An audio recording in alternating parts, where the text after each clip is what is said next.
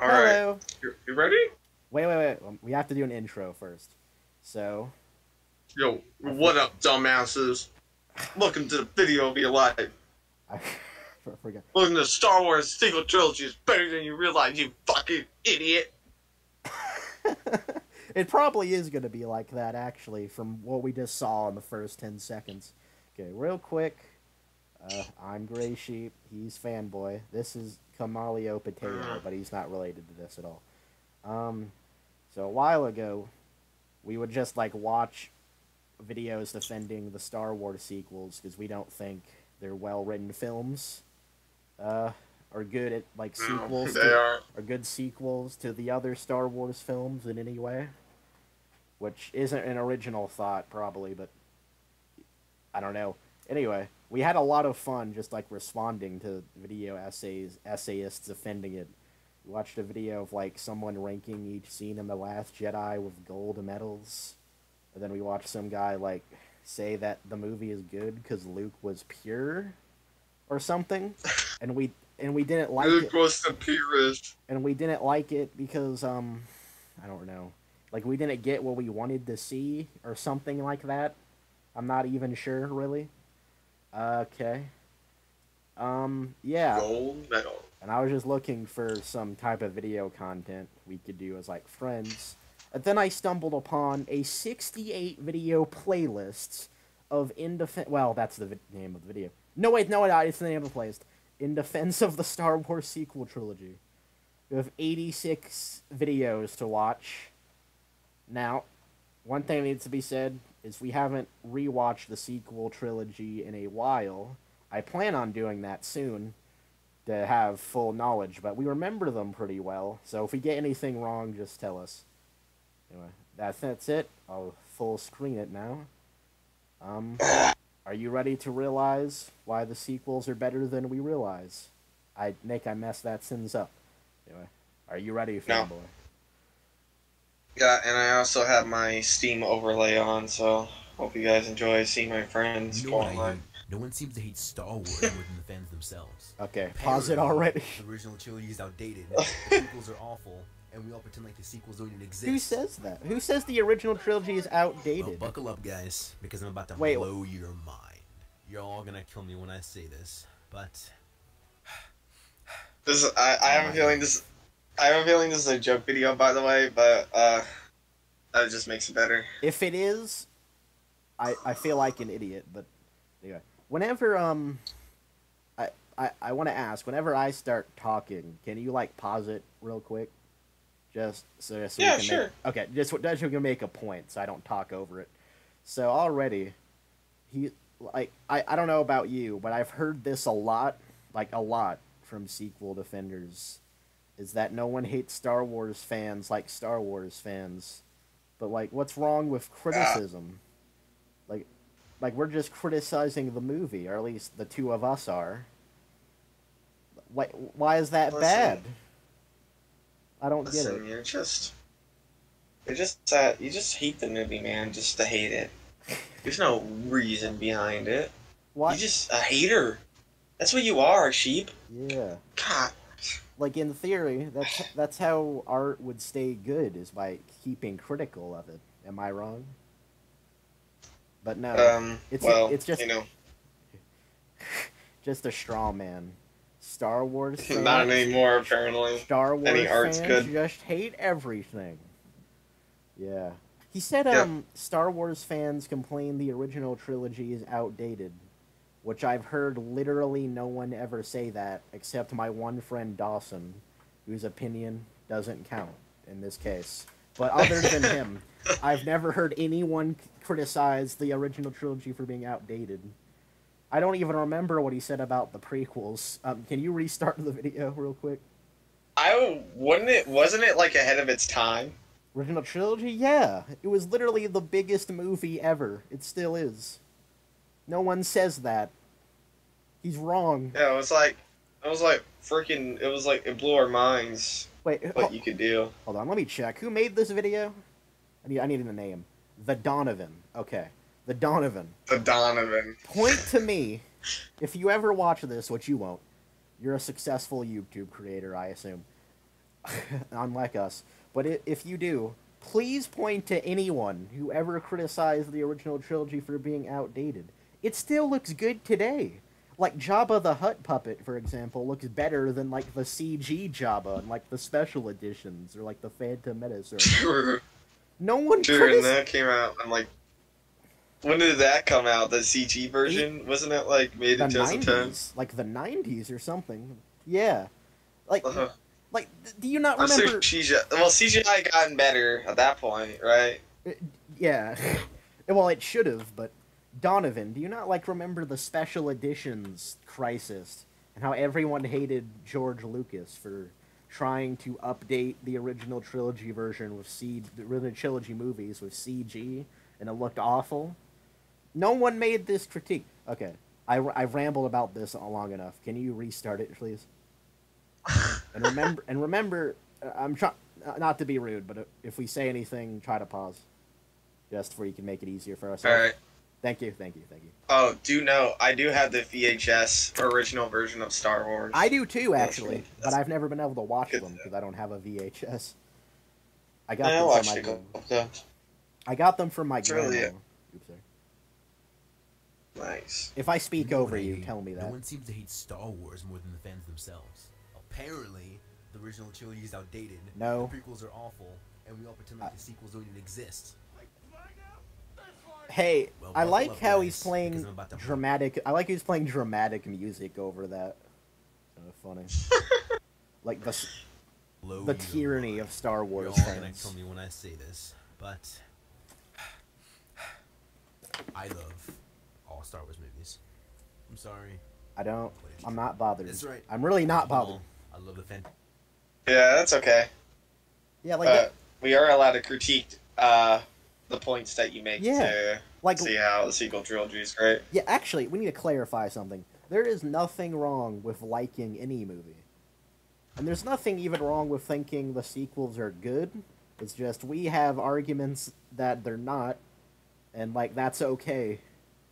Please don't. We just want to express it. Please don't call us evil, Mr. Donovan, the defender of sequels. This is a nice shot, by the way, in the Phantom Menace. Nice shot. Yeah, pretty good shot. To The minutes. start of the Clone Wars. All of them. And not just the men, That was a thing. but the women and the children too. Okay. It's clever. Wait, hold up, that came out wrong. Wait! Oh. That being said, there's definitely I like an it. unprecedented amount of oh, hate for the pause sequel it. trilogy. Some people are even saying that He was like making a joke. Yeah. He was You might have to replay it, but like he was making a joke where, I don't know, like he was referencing not just the men but the women and the children, and it sounded like a pedophile joke. So FBI, open up. wait, hold up, all of them. And not just the men, but the women and the children too. Wait, hold up, that came out wrong. Wait! That being said, like it. there's I like the definitely joke. an unprecedented amount of hate for the sequel trilogy. Some people are even Okay. saying that the sequels are worse films than the prequels. Yes. And that's kind of ridiculous. What? Ridiculous. I mean, Well, I enjoy the pre-sequels more than the sequels. Well, he's not even. I like how he just says that objectively. No one hates Star Wars unlike Star Wars fans, right, Donovan? I was honestly like, I was expecting him to be like, we should all just respect each other's opinions, unlike you haters. You can't respect our love for the sequels. That's what I was expecting him to say. I wasn't expecting him to say, the sequels are better than the prequels. What's wrong with you idiots?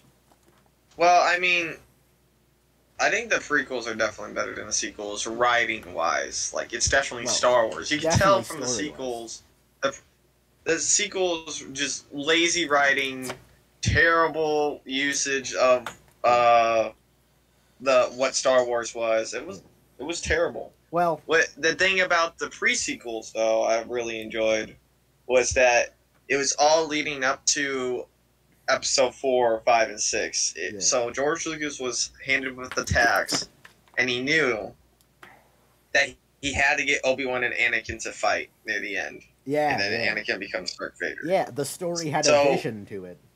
There was a point to the Yeah. story. Yeah, George Lucas had a beginning and he had an end planned. Yeah. The sequel trilogy did not. Yeah. It had something. Yeah, each sequel movie is a response to the last movie. Like, The Force Awakens is a response to the prequels, in a way. Because it's, like, trying to be more like the original trilogy. And The Last Jedi is a response to The Force Awakens by trying to be, like, subversive, right? I mean, we can go more in detail about this, but I'm trying to be I'm not swift. Brift. And Rise of Skywalker as I don't even know. He just tried to retcon The Last Jedi. Anyway, the whole fucking movie was retconning The Last Jedi. So, I was wrong, Ray. So saying the point was the prequels are better than the sequels. Well, I don't know, like, objectively, like, as films, like, I don't know if I know enough to say that for sure. Well, I know they're better as, like, Star Wars films. Like, they respect the canon a lot more, and they actually tell a story. Like, I guess as, like, just films themselves, like, you know, writing, acting, directing, whatever. It's hard to say. It really helps, too. Hold on. It really helps, too, to watch the Clone Wars series. Yeah. And then watch the movies. After watching the Clone Wars, like, you don't have to watch the TV series, but if you do, and then you go back and watch, like, episode 3... Holy crap, it feels so great. Like, there's some more lore behind it. It all makes sense. I completely agree. Although, I don't think that, like, okay, let's say, you know, hypothetically, Revenge of the Sith is a bad movie, but the Clone Wars makes it good. Like, I don't think it works like that. Like, even if the Clone Wars makes watching it better, I don't think you would still make it as a film by itself good, but... I would ensure it to be a better experience. Yeah, I agree. Like, you know, the movie, there's points in the movie where it's bad, but the build-up, it's more like the build-up. Like, I really love the prequels subjectively, but as, like, objectively how good they are as films, I'm not even sure. Maybe Fanboy and I can talk about that one day, try to figure that out. But, I will say...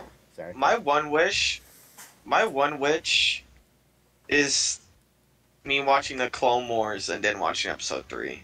Yeah, we could do that. We could react to each episode of the Clone Wars and then, you know, watch episode 3. Yeah, because the build-up, man. That's like the biggest build-up of all time. I agree. And it was not only just from the Clone Wars. Like, that was built up since A New Hope in 1977. Like, that really was the biggest build-up of all time. Quick question. This is random, but what do you think about The Bad Batch? Have you watched that? I enjoyed it.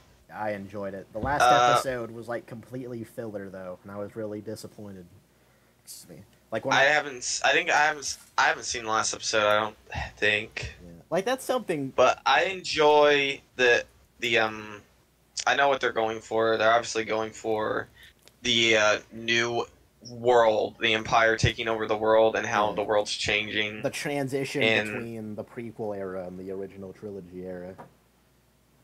Yeah, and normally with the Bad Batch, I'm sure they see it, of course, but it's like well, it's not my problem, but you can definitely see how the world is being changed through that. They're bystanders in it. One more thing. Sorry if I'm, like, I don't know, demanding you to do things, but we should probably, like, the person who pauses the video, we should, like, wait until, like, I say go, or if I'm the one streaming, like, you say go. So, I guess that we talked I guess we talked about ready to go? I think so. Yeah, go. It's a lot of stuff I gotta edit. Yeah. Unprecedented amount of hate for the sequel trilogy. Some people are even saying that the sequels are worse films than the prequels. Oh, wait, pause it. That's kind of ridiculous. Again? I was just gonna ask if you could turn it up a little bit.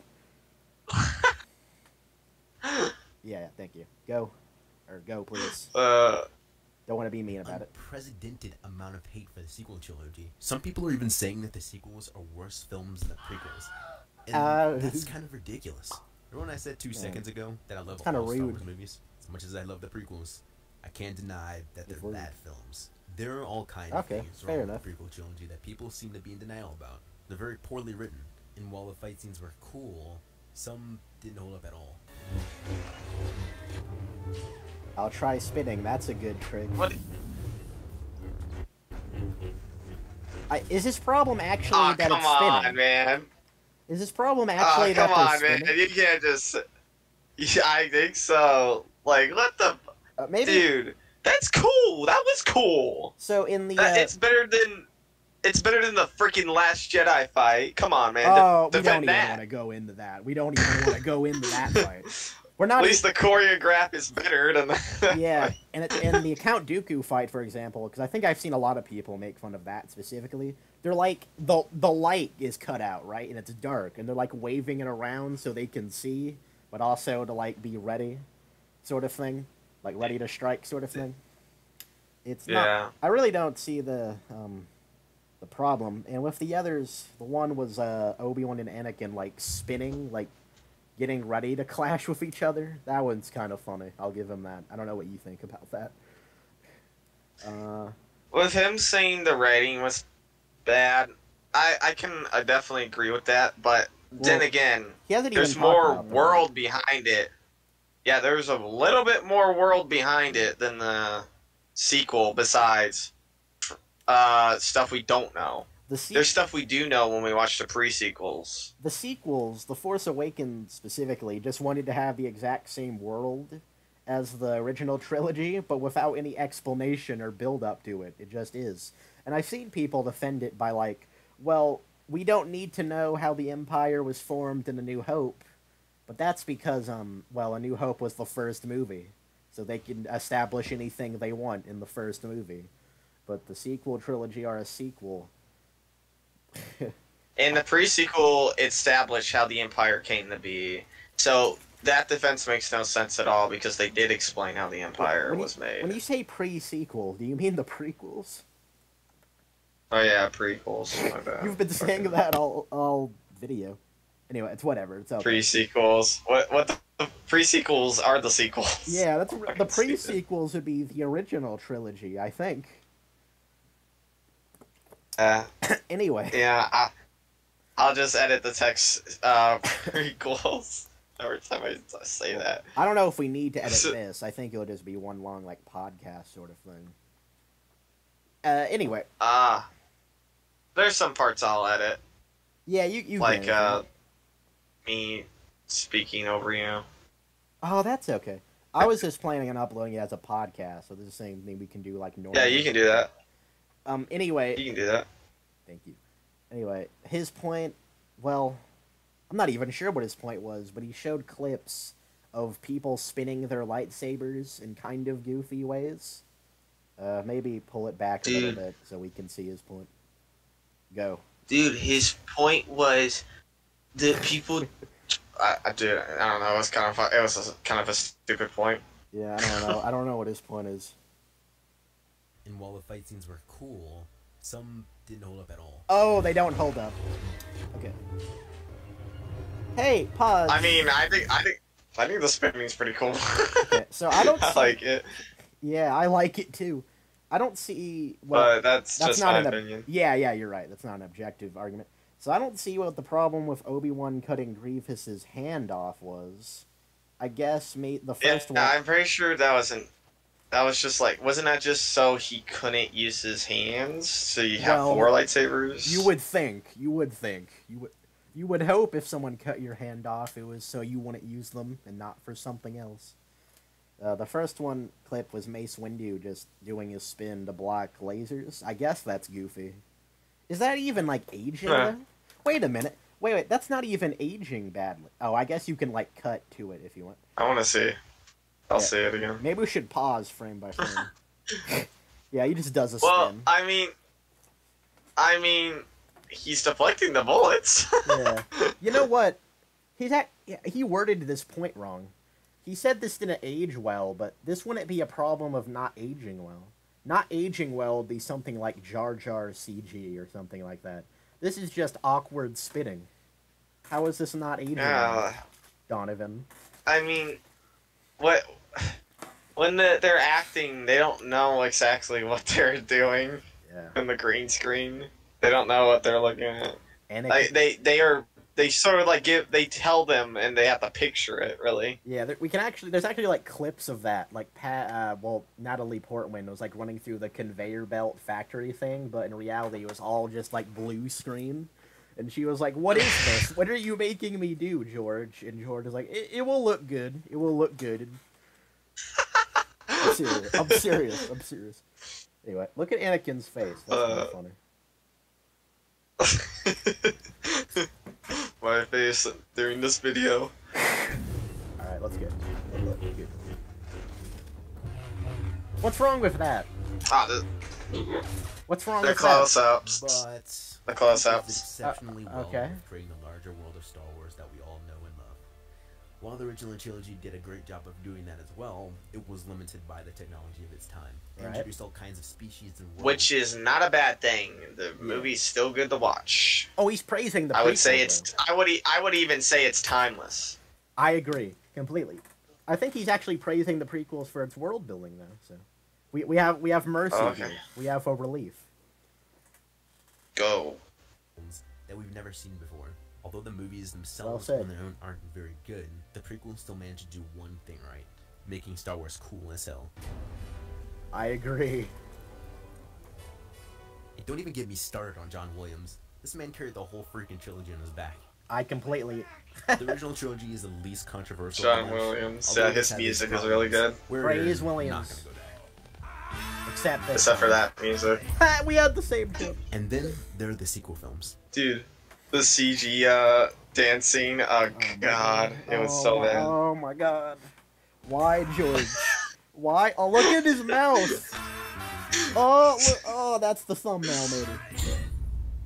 And then George just wanted it so bad. Say what you will about these movies, but you can't deny that on their own, they're really solid films told through the visions of great directors.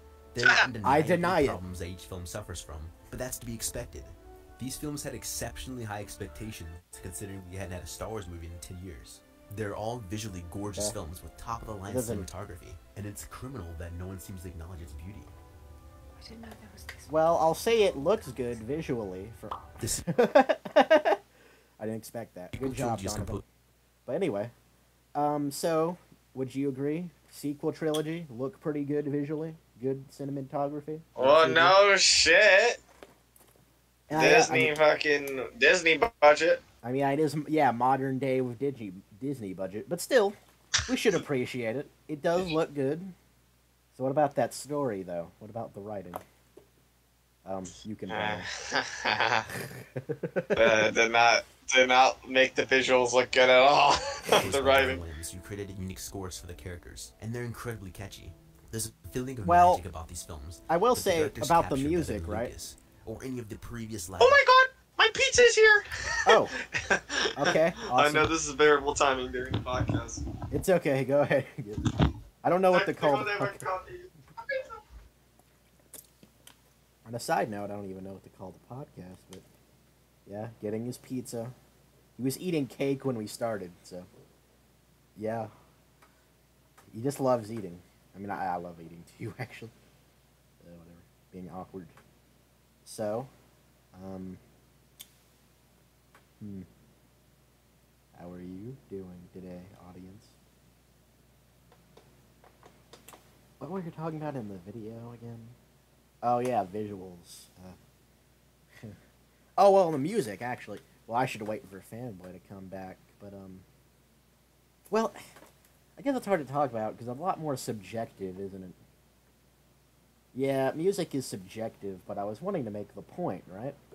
That like the prequels like have way more memorable songs that I can like remember off the top of my head, or will try to, than the sequels do. Because the sequels have Rey's theme, Kylo Ren's theme, the Resistance theme.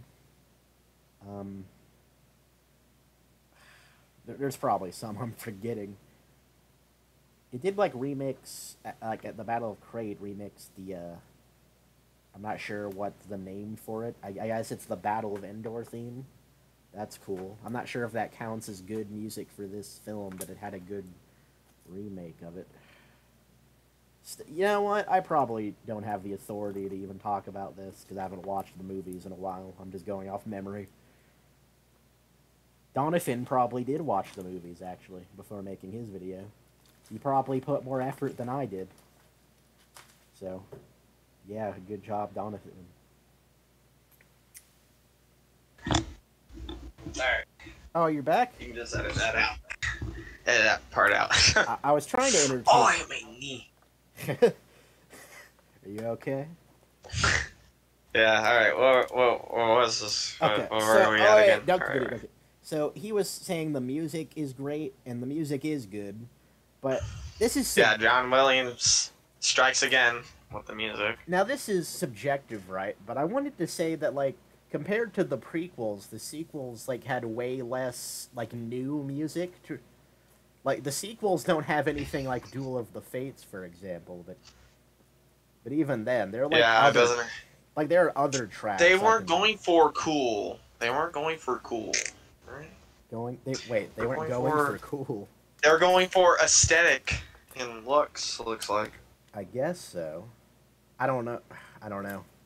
Anyway. Yeah. Yeah, whatever. Music is good, I'll admit it. But before we continue... Alright. I want to read, like, the description of this video real quick. One of the most infuriating things about Star Wars is the fact that no one hates Star Wars more than the fans themselves. Wait, I'm doing it wrong.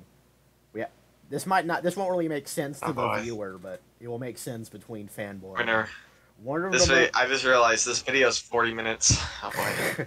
We're gonna be here for a while, but fanboy. Yeah. One of the most infuriating things about Star Wars is the fact that no one hates Star Wars more than the fans themselves.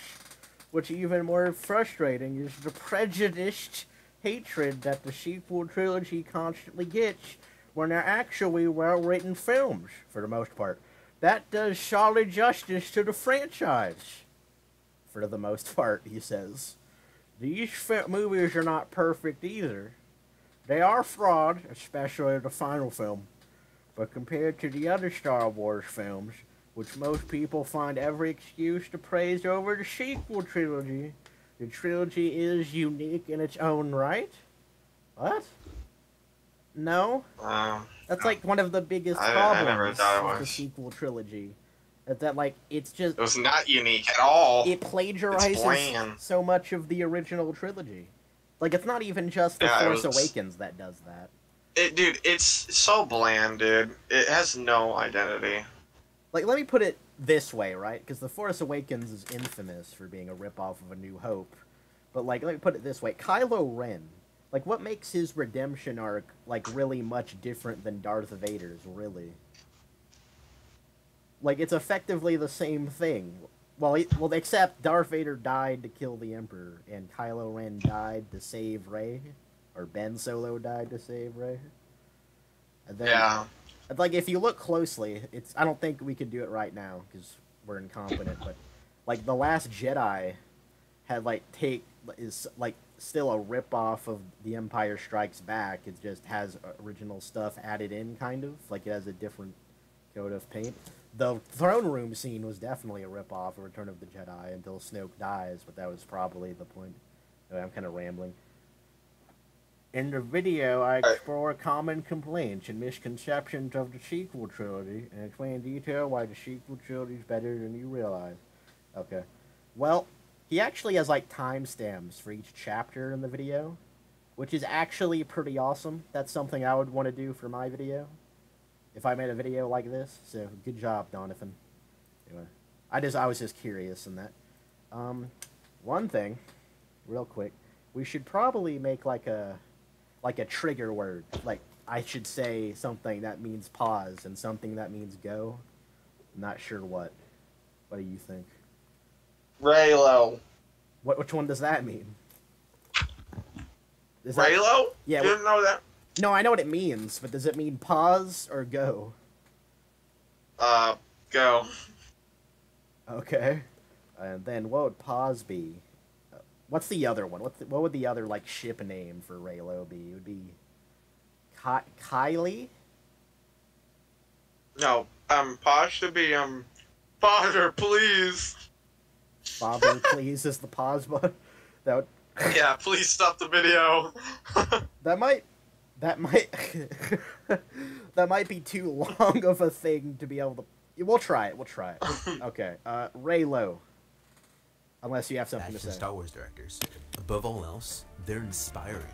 They tell you that you can be a nobody and still be a somebody. They tell you that Father, please. Okay. That's good. I hope my parents don't actually hear that. So anyway, the problem with the lesson, and I do agree that they do want to teach the lesson that you can be a nobody and still be a Jedi. Or, well, I guess that's not... Wait, what? That's what they did in the fourth movie. Huh. You're right, actually. But Luke wasn't nobody. Yeah, he was a nobody in that film. I don't believe for a second George Lucas thought of that Darth Vader reveal back then. I don't really believe that. Mm-hmm. He says he does, I think, but no, that's not the point. We can let that. Why, sorry? Let's just say he did though. It with the story, it didn't hurt. Let's just say he did. Yeah. And well, again, he was still a nobody. Yeah. Oh. It was just the Force led him to his fate. Yeah, you're right. I will say that while I don't think George Lucas immediately planned Luke to be Darth Vader's son, he did still plan out the trilogy more than Disney did. Anyway, I just wanted to cover that basis, so in case anyone said we were hypocrites. The main point here is, we can try to ignore the Luke ripoff thing, is that the film teaches the lesson that Rey can be a goodman and be a nobody. That was a weird way of saying it. In each film. Excuse me. In The Force Awakens, you might not remember this, fanboy, but I do. Excuse me. Like, Rey has to learn from Maz Kanata that her family are never coming back, and she has to look forward, right? And then in The Last Jedi, she has to learn the lesson that her parents aren't anyone special, and she has to look forward. And then in The Rise of and it keeps going. It's like a loop. And then in The Rise of Skywalker, she has to learn that her grandfather was evil, but her parents were okay, and she has to, I don't know, she's not, but she isn't evil, and she has to leave it behind and look forward. Which, now that I'm thinking about it, her parents were Palpatines that were good Palpatines. So her throwing away the Palpatine name, I kind of feel bad for her dead parents. Let's hope they're not Force ghosts. Yeah. Wasn't the whole point of the movie was like, be yourself? Which movie? Rise of Skywalker. Be yourself. I guess. I don't know. What? I don't know. I don't know what the point of the Rise of Skywalker was. I will say, like, The Last Jedi, I'm sure has a point, but not the Rise of Skywalker. Yeah, with The Last Jedi, I was like, be yourself, and then it does a complete 180 in the next movie. Yeah, well, it wasn't just be yourself. It's a bit complicated for me to explain. You have to look into it, but like, you don't have to have like ancient Jedi lineage like the Skywalker family to be somebody special. And I do think you just gotta be a Palpatine. Yeah, let's try to ignore that when we're talking about The Last Jedi, because that wasn't intended then. Yeah, that's kind of unfair. Yeah, and the nobodies on Canto Bight are inspired by Luke's sacrifice to also be great Jedis in the future, which was never referenced again in The Rise of Skywalker, actually. But anyway. Yeah, I completely forgot about that. I think that lesson in The Last Jedi specifically actually has good ideas. Like, I don't disagree with that idea as like a theme, or that the theme that failure is the greatest teacher. It's just the execution, which we can talk about, and probably will talk about later. So, yeah. Yeah. Raylo. By the way, if you have something you want to say, you can like, if I say Raylo and you have something you want to say, you can ignore my Raylo. Alright, Raylo. Don't worry, when I have something to say, I'll say it. I know. Aren't perfect and make mistakes. They tell you that no matter what you did, you can still pick yourself back up and face the mistakes of your past. I feel like a lot of movies say that, actually. Fight sequences and its deep dive into the lore of Star Wars. Well, hold on. Films have to Wait, Father, please. The prequel trilogy were the stories. Wait, did he just say? Hold on, play that again. Did he actually play that again? By the way, the thing you said was checking. In its deep dive into the lore of Star Wars, none of Lucas's films have thematic meaning. Oh my god! What? Oh my god! He actually just said that.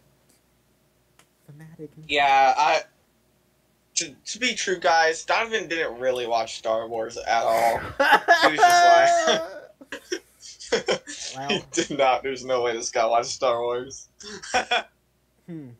Well, again, we would probably have to watch the Star Wars films again, but if we were going to try to pull thematic meaning out of the Star Wars films, right?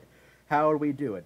Well, with A New Hope, I would say everything that he pretty much just said for the Disney movies, that it shows that even a lowly farm boy can rise up and tackle, like, the biggest empire in the galaxy. And that's probably not even, the only thing. There's, like, Han Solo, like a rugged man who doesn't have faith or trust any people and just cares about himself, can learn to have friends he cares for and would risk his life for. I'm not even sure if that's a theme, though. I guess that's not a theme. I know the meaning about the episode 3 was Anakin's judgment, basically. His pain and greed. Well, that led him to want more power to save his... They are I think Revenge of the Sith actually has the most themes, I would say, out of the 6 Star Wars movies. We'll get to that. We'll rant to that. Empire Strikes Back, I think, actually did the failure thing first. It was just subtle, it was subtle about it. It didn't directly say it. Because everyone lost in that movie. Han Solo was carbonated. Luke didn't defeat the bad guy of the movie. He was completely butchered. And he was inexperienced. Because the whole point is he couldn't fight Vader yet. Because he was inexperienced. But he thought he was ready. Yeah. He had to do the right thing. But sometimes you still need more training. Sometimes you still need to learn and grow up more. Yeah, and at the end, they didn't give up hope, and I'm pretty sure they found him. They said they'll basically find him later. Yeah, and Return they'll of find Han, people train. Yeah. Like, they didn't give up hope. That was the whole point. Yeah. Even when they lost, at the lowest point, they were still fighting. Empire Strikes Back is so bittersweet. The rebellion was crushed in the Battle of Hoth. Everything was, like, horrible. The rebellion was like everyone was on the verge of defeat, but they still they weren't like, but well, the same was the same for The Last Jedi. The case was the same for The Last Jedi, but like on the Millennium Falcon, there were only like 30 people left who weren't genocided during the movie. They're all like happily celebrating, like, yeah, we're gonna rise again when everyone's dead, when like all the leaders are dead. When Admiral Akbar is dead. When Luke Skywalker is dead. But in The Empire Strikes Back, they suffered a massive defeat, and they're quiet. But they're gonna pick themselves up, but they're having a bad time right now. It's a lot more wasn't it like The Last Jedi? They were all like, they're just like all huddled up in the ship. They're partying. We can look up that scene if you want, but we got away, guys. Good job. And then Return of the Team effort. By the way, I'm probably not explaining the themes of these films as good as I could be, but in the Return of the Jedi, well, I think we could agree the main theme, that's no matter how evil and horrible you are, the love of someone closest to you can bring you back from darkness. Huh? Yeah. Yeah. Any disagreement? That's themes. Good. That's pretty good. No themes. No themes here. No themes in Star Wars. When Darth Vader says, "You were right about me, Luke," he was wrong. There's no themes here. There's kids' movies. I can't see these. I can't see these fucking themes, man. And now I will make the case that the prequels have themes. Oh, well, I know Revenge of the Sith does. I don't know if the Phantom Menace and I don't know if the Phantom Menace has a theme exactly. Phantom Menace like theme. I like to think it was. Well, The thing is about the prequels altogether, right, is Palpatine's rise to power. How he was able to manipulate a corrupt government into slowly getting more power using war. And it was inspired by 9/11 and stuff. And, like, Hitler's rise to power. How he was able to use war. Yeah. How he was able to use, like, war to get more power. That could be the Dean, the bad guy getting rise to power under their noses. Yeah, also telling a little the effect he had on it. Basically, the entire Phantom Menace was like the effect that the effect he had, and how Qui-Gon died basically because of him and all that. The Phantom Menace is a really clever title, by the way, but well, I guess we can point out a theme. Well, we're kind of making a theme here. I don't know if this is really like intended by the film, but like it's not always like the direct bad guy. Like it's not the spooky guy with horns is the guy you need to worry about. It's the nice, gently old man who says kind words to you to get what he wants. Sometimes bad guys are immediately obvious. That's a theme. That's a theme. There you go, Donovan. There you go. That Attack of the Clones theme is basically the start of the Clone Wars. Well, the start of the Clone Wars, the lead to Anakin's hatred for sand. I hate sand. Well, the theme of Attack of the Clones... The thing is, it easily could have a theme, but they didn't really try to. But, I don't know. It's I don't know. I'm sure there's a theme in the movie, but we haven't watched Attack of the Clones in so fucking long. That's like the #1 episode, including the sequels, all the sequel movies that I haven't watched in a while. Yeah, it's probably the most boring out of the 6. Yeah, well, I can agree on that. Yeah. Hey, fanboy. I don't like sand. I hate sand. It's rough, of course. It just gets everywhere. Fucking hate that. Did you know? Very low. Like. Trilogy with us. Yes, oh wait! I'm not done with the themes yet. We had to get to Revenge of the Sith. Attack of the Clones. Oh yeah, I can't forget that one. I feel like there's a couple themes with Revenge of the Sith. Firstly, there's like the political stuff of Palpatine using fear and power, using fear to gain power by everyone needs to trust him. Sort of thing. Like, he used the fear of the Jedi Rebellion. That you can't even trust the Jedi anymore. You have to trust me, sort of thing. Or whatever. But there's also, the main theme, I think, the most important one, is that the main problem with the Jedi were arrogant and had a lot of hubris, right? Like, for one example is that when Obi-Wan is looking for Kamino and it's not on the records of the Jedi... Some old lady is like, Acosta Noon, I think your name is like, if it's not on our records, it doesn't exist. Yeah, but the main problem is that the Jedi don't believe love is always a bad thing. That love will always be something that can tempt you to evil. Because if you lose it, you'll turn evil. Which is the case for Zack Snyder's Superman, actually. Because, like, those films say that if Lois Lane dies, he turns to Injustice Superman and just destroys everything. Anyway, not the point. But the truth is, we see in Return of the Jedi that it was love that saved Darth Vader and saved Luke's life and, like, defeated the Emperor. It was because of, like, the Jedi's hubris. Yeah, that's another thing if you look at the details, okay, it is true that a Jedi can love and not fall to the dark side. For example, Obi-Wan, even explicitly, he would say, Obi-Wan not even Satine, he even said he loved Anakin like a brother. Yeah, but Obi-Wan, we know, would never turn to the dark side.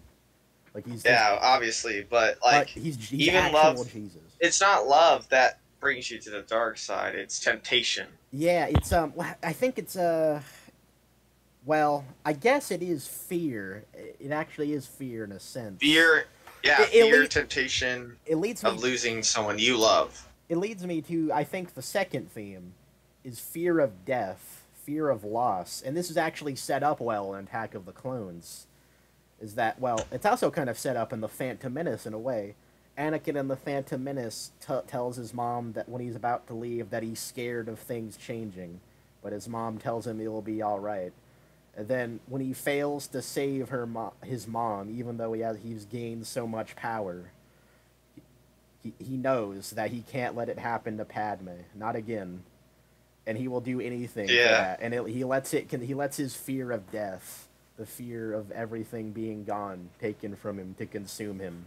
And ironically, that takes away everything he had, like he feared, his fear of death. Yeah. Yeah. Because everything he did to save Padme made Padme sad, and she died because of that, which is stupid. Yeah, died of heartbroken. That's what they said. Yeah, which is stupid, right?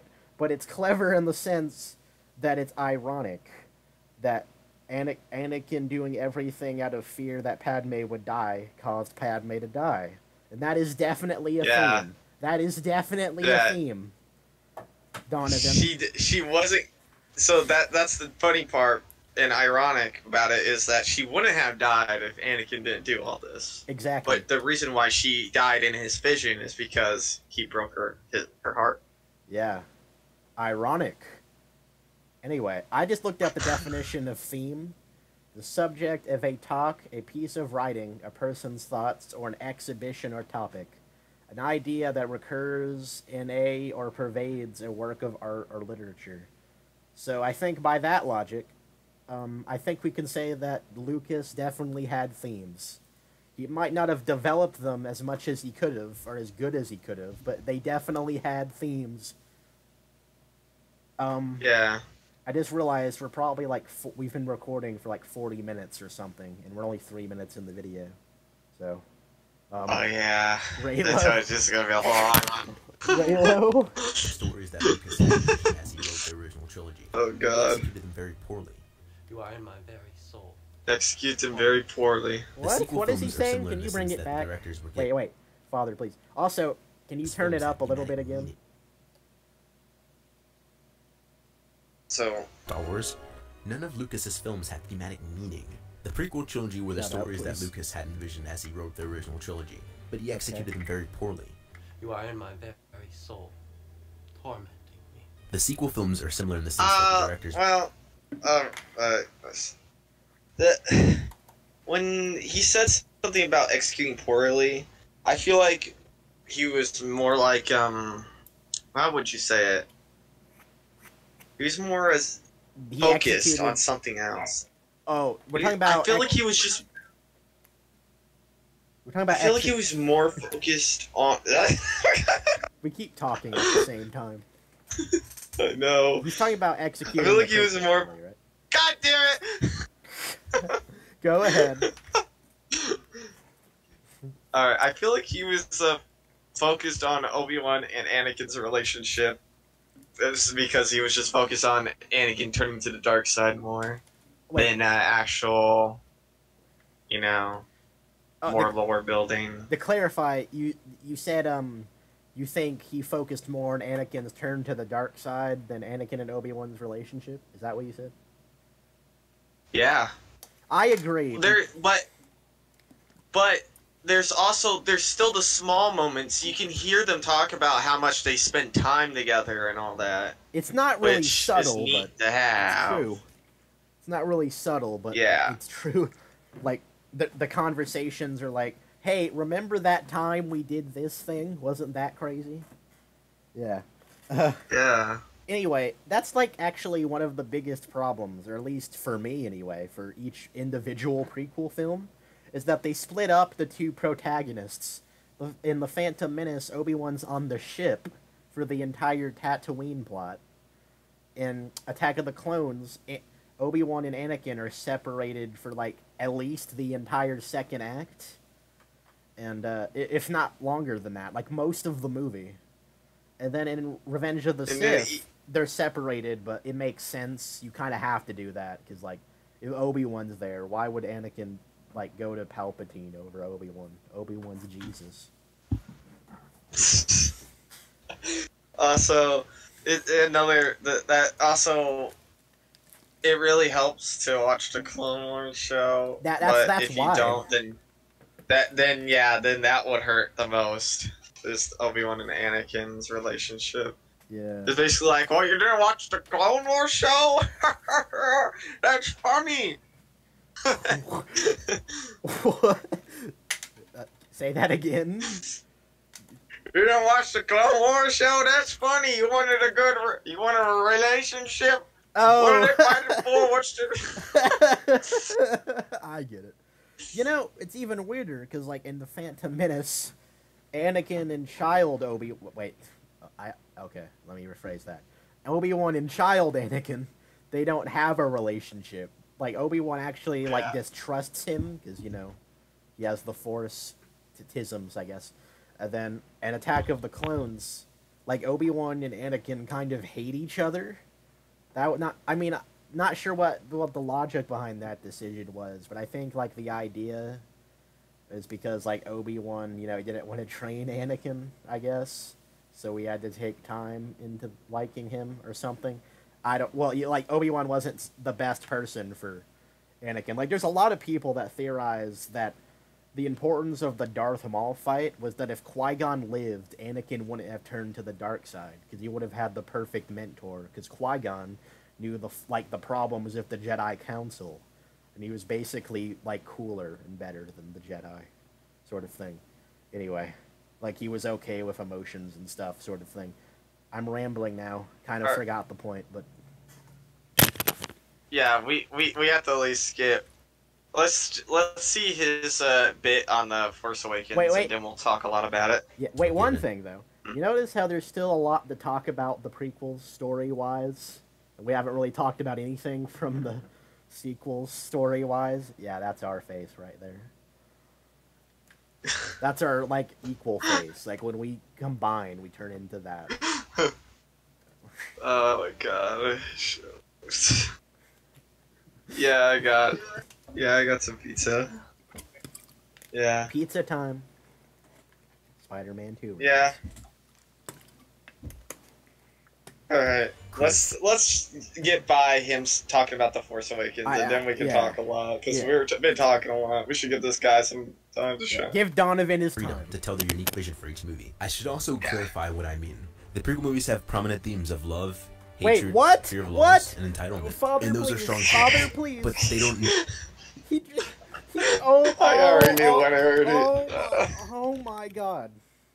He said... Let's get a replay on that. Love, hatred, fear of loss, and entitlement. And those are strong themes.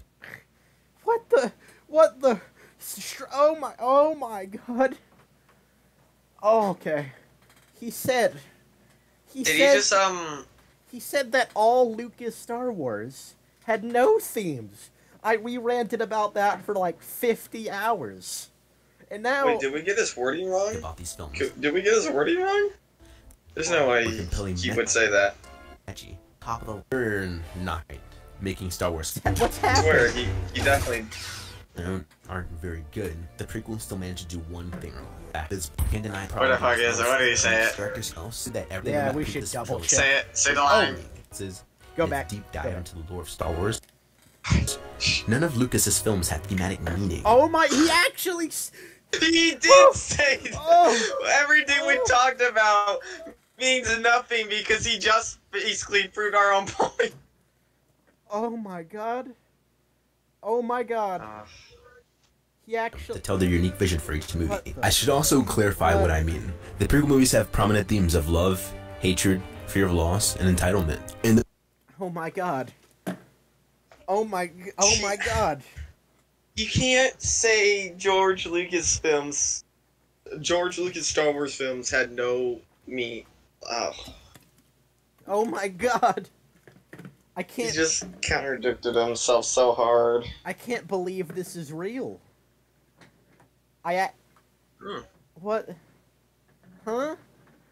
Did that actually just happen? Did that actually just happen? Did Donovan do that? Yeah, I believe.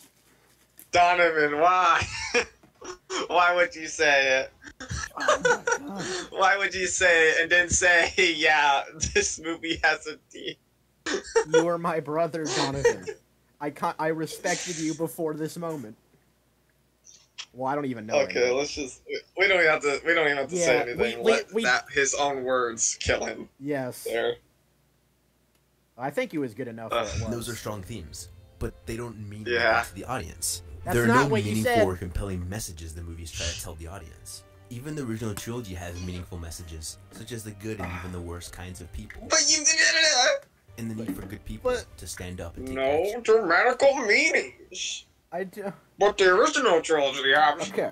Okay. I know I said that the Lucas Star Wars have no themes at all. That is what he said, right? Yeah, he said No the thematic George meaning. Lucas Star Wars film had no grammatical meaning. Oh. But then he says stuff like, Oh, I guess. What's his point? What's his Wait. point here? I think I understand. I understand. I think I can decipher it. So he worded it in a way where he can still technically not be an idiot, because he said no thematic meaning, and now he's trying to convince us that they actually did have themes, but they were bad at being the execution was bad.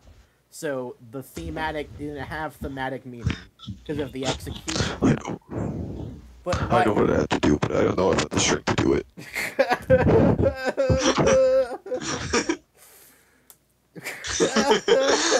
That's literally us about to stab his video with a dislike.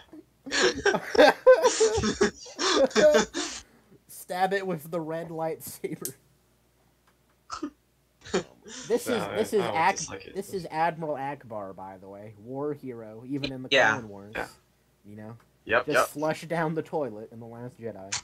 A moment of silence for this man. This video was a trap, by the way. Against the corrupt. Before we get ahead of myself, Bad pun. I should also be clear that Ray these are not Ryan. perfect films either. They suffer. They're from not a perfect lack of films, cohesive I story agree. to each Thank film, you, God, which for resulted admitting in the that. final film not feeling like a solid payoff. However, Wait, the point wait, of this video is can to you explain replay why that? these films are better than you think they like a suffer from a lack of a cohesive story between each. Also be clear that these are not perfect films either. They suffer from a lack of a cohesive story between each film, which resulted in the final film not feeling like a solid payoff. Right, The point of this video is to explain why Agree. these films True. are better than you think they are. We're going to go through each of the 3 films to talk about the faults and what makes them great films. With that being Father, said, please. let's get started. This is nitpicky, right? Alright. But he was saying that there's no like a cohesive connection to the films, like, you know, they don't have a through line basically. He was showing like a footage, like a clip of Kylo lifting his hand out, like offering to Rey in The Last Jedi, and then doing it again in The Rise of Skywalker. The thing is, that footage, like, that would aid in supporting that there is a through line in these movies. That's supporting the opposite of his point, even though his point is right. Why was he doing that? Yeah, I don't. Why was he maybe doing that's that? just that was his Donovan. doing. Fuck. Donovan? Come on, man. Like, show footage... Alright, that's nitpicking. And You're right. okay. What's this? Oh yeah, Oh, it's the epic. sequel trilogy. It's epic. Woo! Yeah. Woo! Let's fucking go. You guys ready though? All right. Alright. Before we criticize him so 420, hard, 420. let's at least get by this segment because Okay. we already We'll try. 4 minutes, 4:20 in the video, and this is already an hour long. So we have no life. It's true. Let's attempt. Let's attempt to get through it. Let's do He it. did that to us. That nice editing, though. John Williams with the What's with the music. grainy filter? What does the grainy filter mean? I don't get it.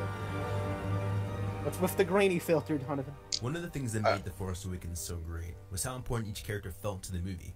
Clearly, the sequel trilogy is about Rey and her journey to becoming a Jedi. Yet for this film, you could argue that Finn and Rey share the protagonist roles of this movie.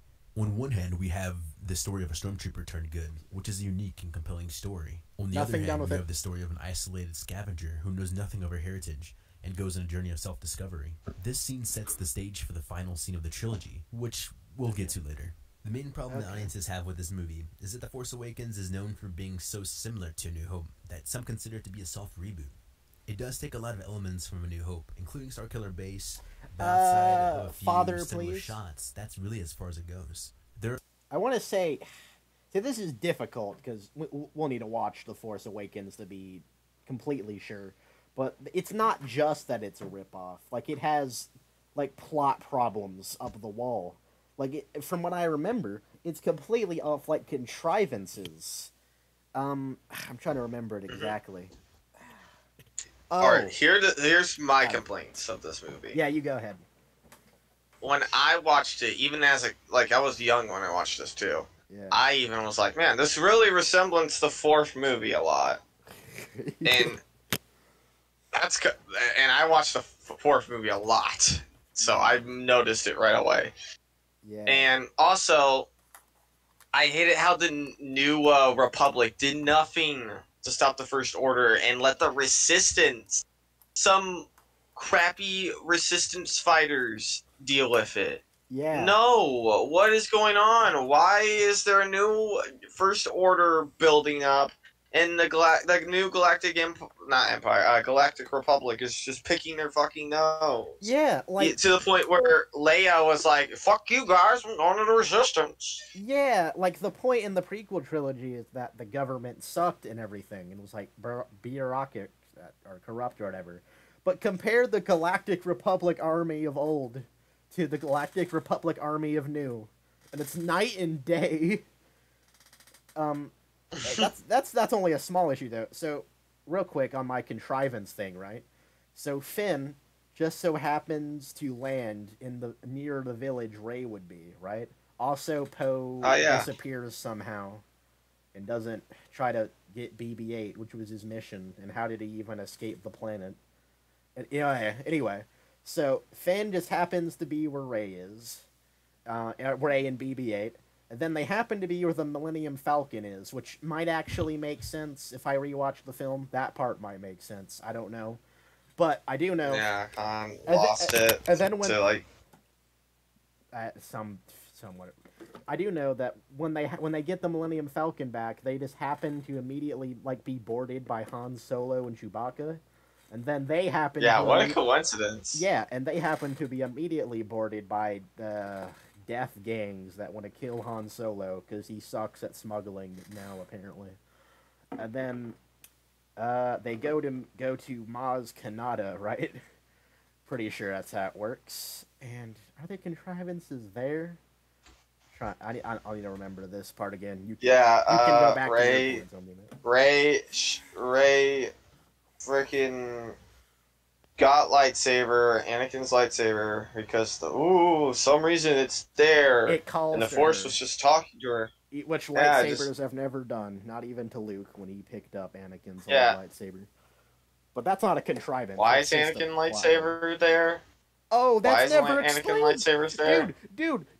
There's a comic about it, I'm pretty sure now. But back then, we didn't know. Dude, do you remember? I'm going to try to pull it up. Han Solo asked, hey, why do you have Luke's lightsaber that was in, a flying city planet that just fell nowhere? A completely different planet than this to begin with. And then, there was a comic. Hold on, there was a comic. Listen to me. No. There's a comic. No, wait, no. Where Luke dropped the lightsaber. No, wait. And someone picked it up. I don't remember who it was, but someone picked it up. I'm serious. I'm not fucking kidding. Someone, when it was dropping, someone picked it up, found it, picked it up, and I don't know what the fuck to do with it. They shoved it up their ass, but I don't know. No, they did something with it. Wait, fanboy. Yeah. Hold on, I'm trying to find a clip of it. So, Han Solo asked, right? How in God's name did you get this lightsaber? What does Maz Kanata say? How does she answer, fanboy? Do you remember? I forgot, I'll be honest. Okay, just wait. Hold on, just wait just 1 second. I remember it being the most dumbest fucking question, the dumbest answer I heard ever. Okay, fanboy, I'm gonna give this to you. This is the answer. I'm being completely serious. This is the answer. Just watch this real quick. Oh boy. Why does it look like this? Ooh, nice HUD there. Oh boy. Yeah, thank you. Where'd you get that?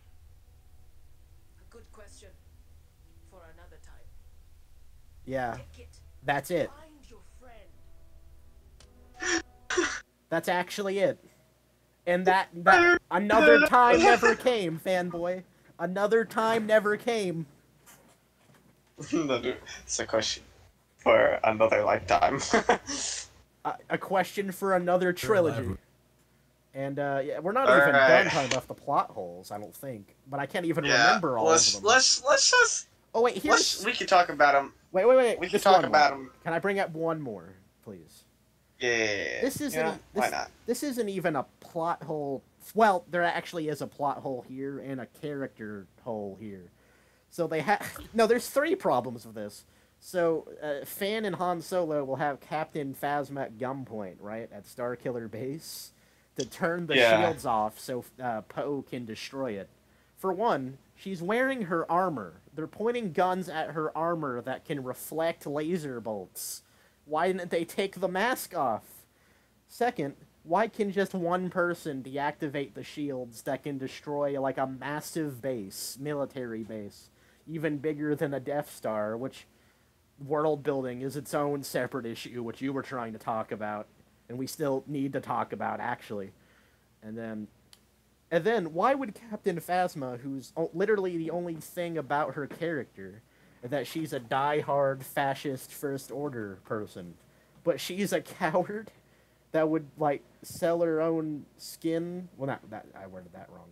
Sell, like, literally the biggest thing about her army for her own skin, or not even her own skin, her own metal-protected skin. That wouldn't hurt her at all. Yeah. Now, this this could be fine if it was actually, like, set up for something. Like, it was actually, like, you know, Captain Phasma actually had, like, a character arc where her being a coward, like, meant anything. But it didn't. Yeah, listen, you're not gonna fucking believe this. She did. She was supposed to have a character arc about that in The Last Jedi that was deleted. Yeah, I saw where that she Finn admits to her disabling the Star Killer base shields in front of her troops, and they looked at her, and then she fucking killed them. Yeah, I saw that scene. Like, to protect her skin. That was actually that was actually wow, that was actually a pretty good character arc. Why I wonder why they deleted that. Well, calling it a character arc is a bit generous, but it definitely is a good scene. Well, I mean, or a nice scene. like, it does imply to her character she's scared and she's a coward. Yeah, like, she actually is a human under there. They just did nothing with that poor lady. I don't know why they deleted that. What? I don't know why. They should have kept it. That would have been like probably my favorite parts of the movie if they did. Yeah. Because they actually, her action had consequences. No, they needed Finn to go, "Hey, Chrome Dome," and whack her in the face with an Electra thingy that breaks her laser-proof armor. And then says, Rebel scum." Well, I think he says that in the deleted scene too. Ryan Johnson really liked that, but. Screw Captain Phasma's character development. Just, "Hey, Chrome Dome." Wow. Like Sonic the Hedgehog or something. Anyway. You're too slow. Anyway, observe. Alright. Wait, I think that one scene we were talking about where Captain Phasma turning off the shields, it has like 3 big problems. One, the thing of they didn't take her armor off and it's invincible, which is just kind of funny. Then there's like the world building thing that one person can just disable all the shields to destroy a base. And then there's the character problem too. Like, it's kind of like the trifecta of problems with the sequel trilogy, that one scene. It's actually fascinating to think about. Anyway, you want to play it? I'll let you play it. Yeah, let's reload this shit. Original concepts in the movie to call its own movie. For an example, people don't like how similar Starkiller Base was to the Okay, Death Star, Father, please. but Father, that please. was the point. That was the point? Oh, my G. Oh, God. Oh, God. This is going to be... Original concepts in the movie to call its own movie. For an example, people don't like how similar Starkiller Base was to the Death Star. Alright. Okay, keep it paused. It's going to get worse, but... So... well, I mean, that is a problem. Stop reusing the same stakes from one film. Come up with something new. Rise of Skywalker did it too. Technically, The Last Jedi did it too with the door laser. That was Death Star tech. But here's my problem.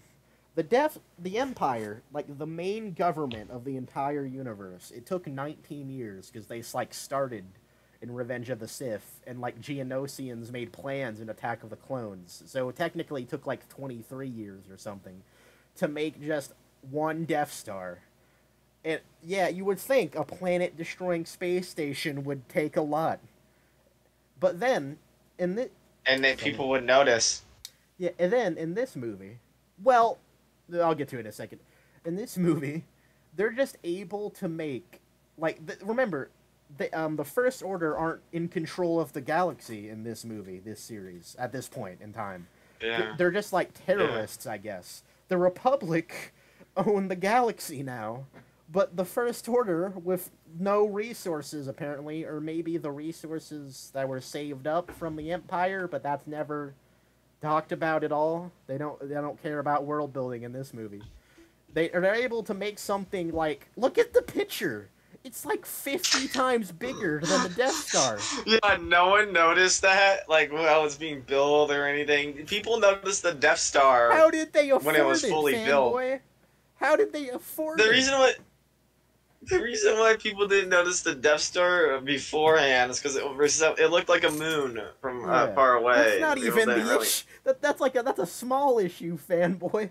That's the least of our concerns. I know. You're right. I'm just trying to explain the world building here. Like, if anyone went near the Death Star, because they were like, oh, it's a moon, and then they get close, they're like, wait, that's not a moon. Boom, tractor beam, and they get sucked in, and the Empire kills them. You're actually... Yep, that happens. That's actually a good point. Good job, fanboy. But anyway, look at the size. Like, so like 20... It's so big. How would no one notice that by now? Again. They'd be like, oh, look, world-destroying fucking planet.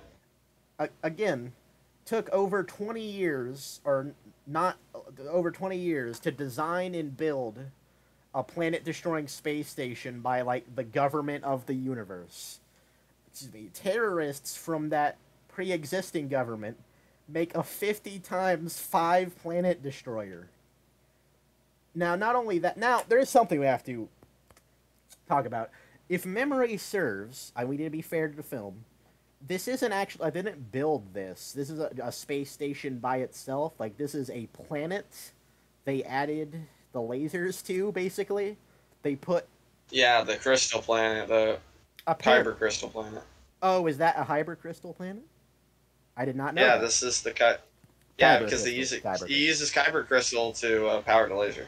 Oh, well, at least they bothered explaining how it's powered.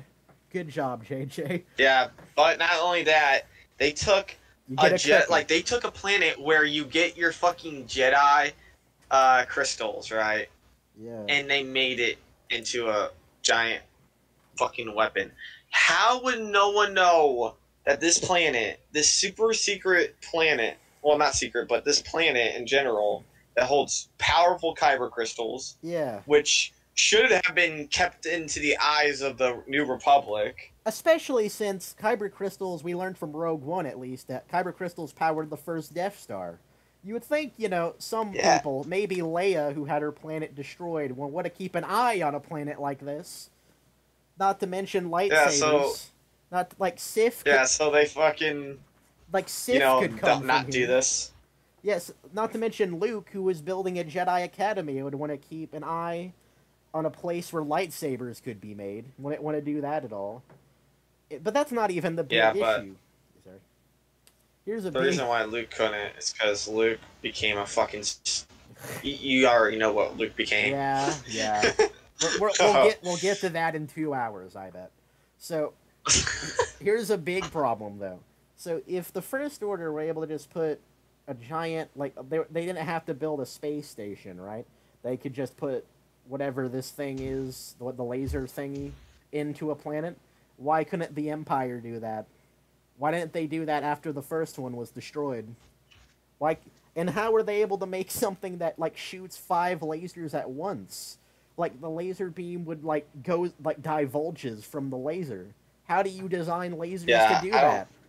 Because, like, I had no clue to do that, how they did to that. my understanding, right, you would have to have 5 different, like, shooter holes. 5 different holes to shoot the lasers from. It didn't. It just had, No. it just, like, mini lasers came out of the big laser, wasn't it? Yeah, one laser It was... from we can look it up if you want to be sure, but like one laser shoots and then like the small lasers just come out of the laser and it just like auto aims to and the it planets. hits directly on the planets. Yeah, like what the fuck? Oh, you know what's amazing thing? You know what's amazing thing? So if you might not remember this, but in The Force Awakens, like when they were on the Maz Kanata planet, they could actually like see the laser going over their planet to whatever planet it was going to destroy. But that's not like how the solar system works. Those planets would have to be like inches away from each other, right? And J.J. Abrams actually heard this critique, and you know what he said? The Force Awakens is not a science movie. And you know what? He's right. Anyway. I guess not. Fuck. Yeah, science, the director. Science is a story for another time, everybody. Well, one more complaint I have here. They didn't even aim the Star Killer base at the planet. It just auto-aimed to it. I love how the Death Star, it literally, the whole point of destroying Yavin, they couldn't because they had to move the fucking Death Star to aim Yavin. You're right, I think. I'm pretty sure you're right. That actually might be weird, too. We have to rewatch that, because I don't remember it. Yeah, they had to aim the laser and all that bullshit they had to do. That's why... They just fucking auto-aim it, bro! That's why there's the line, you may fire when ready, because they had to... Yeah. Didn't they have to, like, go around a planet, or go around the planet, or something like that? But yeah, you're right. Yeah. If we look closely... Yeah, because it was the moon, right? It was the Yavin moon. Yeah, if we look closely at A New Hope, that actually might be a plot hole in its own right, but whatever. It's not like this movie. But anyway. Well, I mean, I'm pretty sure they came, like, the Death Star came up, and the dumbasses fucking parked it the wrong way. They were like, no, I gotta turn this long-ass ship around. Yeah. Anyway, what more about Starkiller Base can we say? Oh, well, how did they afford, like, okay, so I guess they didn't have to buy a 50 times bigger Death Star, right? But how did they afford to put... Yeah, because they just took it from the planet. How did they afford to do that to the planet? How did they afford to put a giant laser space station thingy in the planet? How did they get the resources? Wait a minute. Actually, like, you would how did they get the resources to build that? They would have to, like, order it from people, right? They would have to mine the planet to the core. Maybe. Would that build metal? Like laser shooting metal? I don't fucking know. How the fuck would they even... How would they do it on a planet? Okay, it's like... I know, like, I understand it was kyber crystals and shit, but wouldn't the planet be at extreme risk? Well, it'd be really cold. If you would have mined to the core? Maybe... But my brain's dying. I'm going... Brain empty. Maybe we're getting off topic here. Wait, no, we need to discuss the problems. we need to be thorough. We're not done quite yet. I just need to refresh. Yeah, like, I'm pretty sure, like, an equivalent for this giant laser thing, right, would be, like, like, in the real world, it'd be, like, some low-tier country, like, some third-world country, building, like, an Omega nuke. Like, would the world not become aware of that somehow? Like, would the world not, like, wonder where all those resources are going to? The Death Star. Oh. Oh, shit. Sorry. They accidentally Point paused is, the video. For an example... Point is, like you were saying, how would the Republic not become aware of all the resources coming to make a giant laser thing? Oh, there's Steam. Yeah, sorry. It's fine. I'm just checking some things. It's perfectly fine. Yeah, that's what I was trying to point out earlier. The Republic didn't do dog shit. They just didn't care. Yeah, that's also something we talk was... about, how incompetent the Republic are in detail. But one more thing about Starkiller Base. So now we've been talking about how it doesn't make sense in any imaginable way, logically, right? But, like, from a... what's the way to say this? From like a stakes, right? Is like the tension in the film, like the Death Star destroying Yavin are the stakes of the film, right? So this kind of Right. this not like muddle the stakes, right? Like how do we like just having 5 lasers? It's hard to explain. I'm kind of struggling to explain it now. No, For one, I it's always lazy. occurred to me. It's a lazy. Sorry, go ahead. It always occurred to me. They figured out they had a giant Star Killer base. Why didn't they go to the Republic now? They have plenty of evidence to tell the New Republic. Yeah, the First Order is they're probably gonna make a move now. The people on the snow planet. Is the Republic so?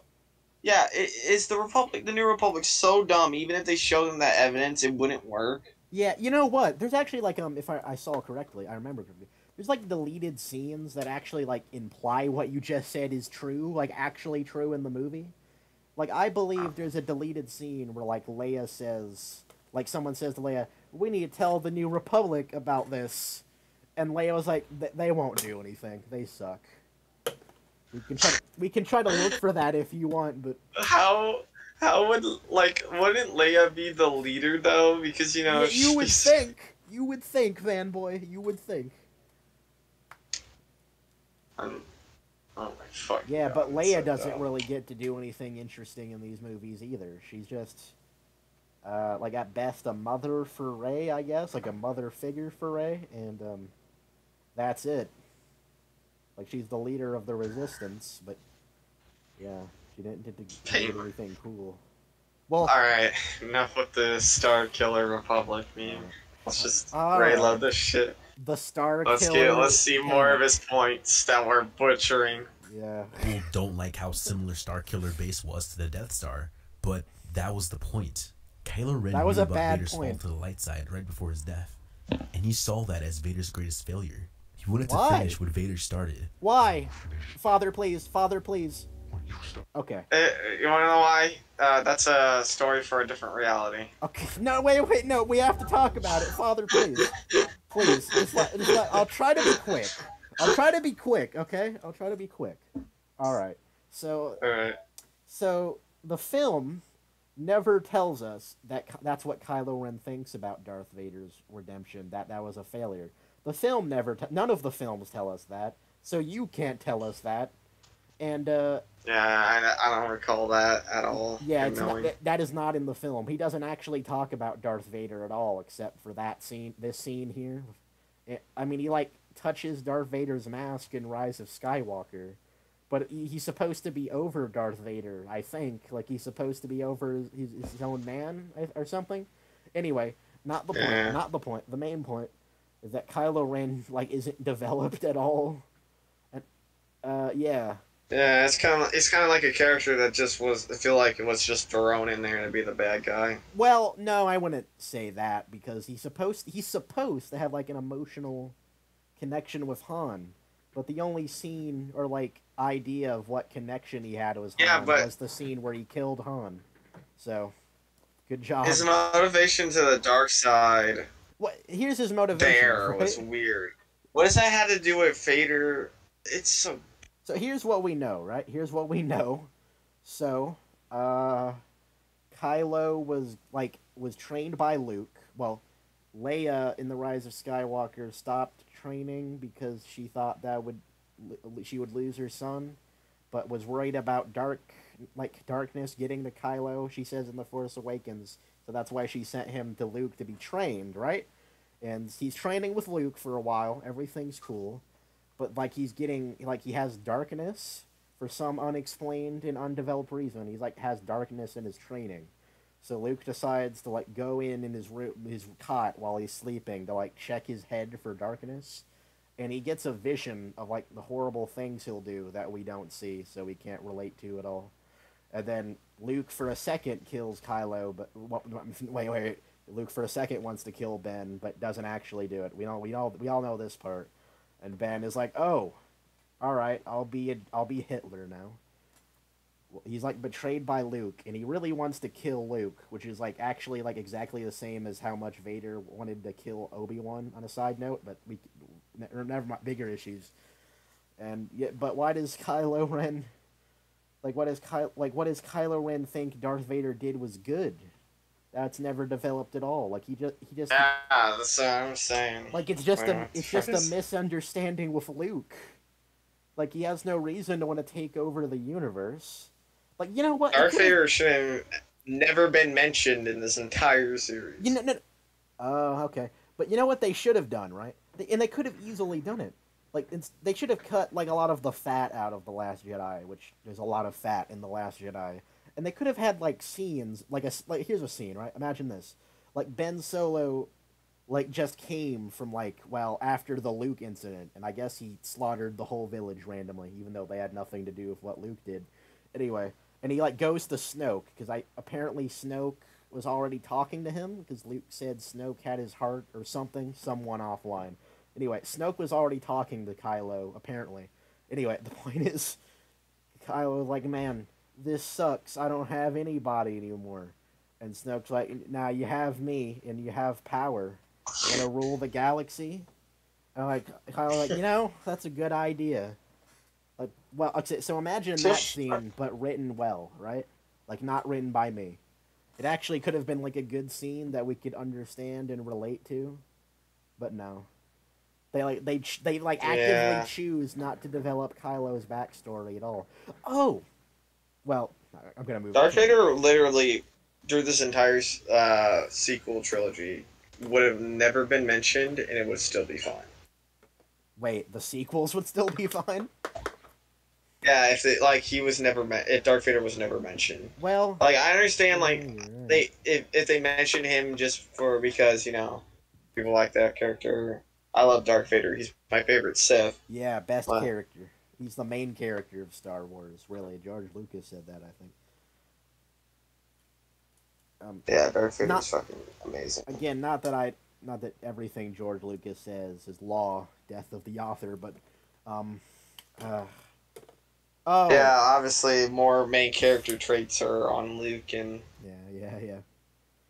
But he was trying to make I don't know, kind of like a point, like a thematic point, you would say, about how. Well, yeah, he's technically is, but it's more like Anakin was. About how the point of each 6 Star Wars movies, even if Anakin isn't the center of the stage, in the Phantom Menace, it's still overall at the end of the day, it's about how he changes as a person in each film. Anyway. Yeah. Well, anyways. Wait. One more thing, right? One more thing. I actually saw it was on Reddit, but I saw a Twitter post of someone stop giving us boring clone stuff and give us Kylo Ren's backstory. That was basically what it was. And it was really offensive, but that person was right in a way. We should get Ben Solo's backstory, but we should also get boring clone stuff, because that's actually good. I actually want to know more of Kylo Ren's backstory. Well, he only knows one bit. Well, I want to you know what's funny? You've said a few times that the Clone Wars improved the prequels and it changed the experience. The sequels would actually need that. The sequels would actually need Ben Solo show. Dude, to be... they do. They have Resistance, the new hit Disney Plus show. Literally, no one cares about that show. The only time I ever hear about that show is to say that no one cares about it. But we could watch it if you want. We could react to it. Hell no, you're gonna have to pay me. Okay. I watched Rebels. That's good enough. Yeah, I haven't watched Rebels. I'm not a big fan of Star Wars Rebels. Yeah, I've heard it's very helicopter fucking lightsabers. Yeah. It's like a kid show for the most part, except for the really cool scenes like the Darth Maul versus the ending. Scene. I really liked where Ezra met Palpatine. Yes, I've seen that scene on YouTube. That's amazing. That scene was the best. Oh, was worth. That was I'm pretty sure that was the final season. That was worth the wait. That scene is the perfect representation of Palpatine as a character as well. He tried to manipulate because Ezra throughout the entire show was all tempted, almost tempted to the dark side because of the dark cube talking to him. He was using a bit of the. He even used a bit of the dark side in that show. Yeah. And then Palpatine was being nice to him and tempting him, and then when Ezra was refusing, like the room would get darker and like it would flicker into his actual form a bit. Yeah. I love that scene. Yeah, and Palpatine posed like a gently old, a gentle old man like he used to back in the day, the Phantom Menace days, right? Yeah. But it was like the devil, like he was trying to tempt Ezra to what he wanted, to be with his family again or whatever. I don't really know about that. Yeah, he wanted him to give him the time, place, and so he can be with his family. You know, like a piece of dialogue that like I truly love in that scene that like sticks with me is that like when Palpatine's trying to tempt Ezra, he says, "You deserve this," and that's like really the way temptation works. That's what I do. Like, several times I say to myself, man, I deserve chips right now. I deserve Kit Kats right now. Yeah. Like, that's... one of the many reasons why Rebels is a kid show and it does some stupid stuff, but it also has those good writing bits. It genuinely has, like, from what I've seen, some of the best moments, like, in Star Wars history. Yeah, I seen some... Yeah, Rebels does have its moments, which the sequels do not. Like again, yeah, like Vader and Ahsoka meeting, old Ben and Darth Maul meeting, like just phenomenal, really, like amazing. Yeah. Writing. Anyways, back to the opposite of that.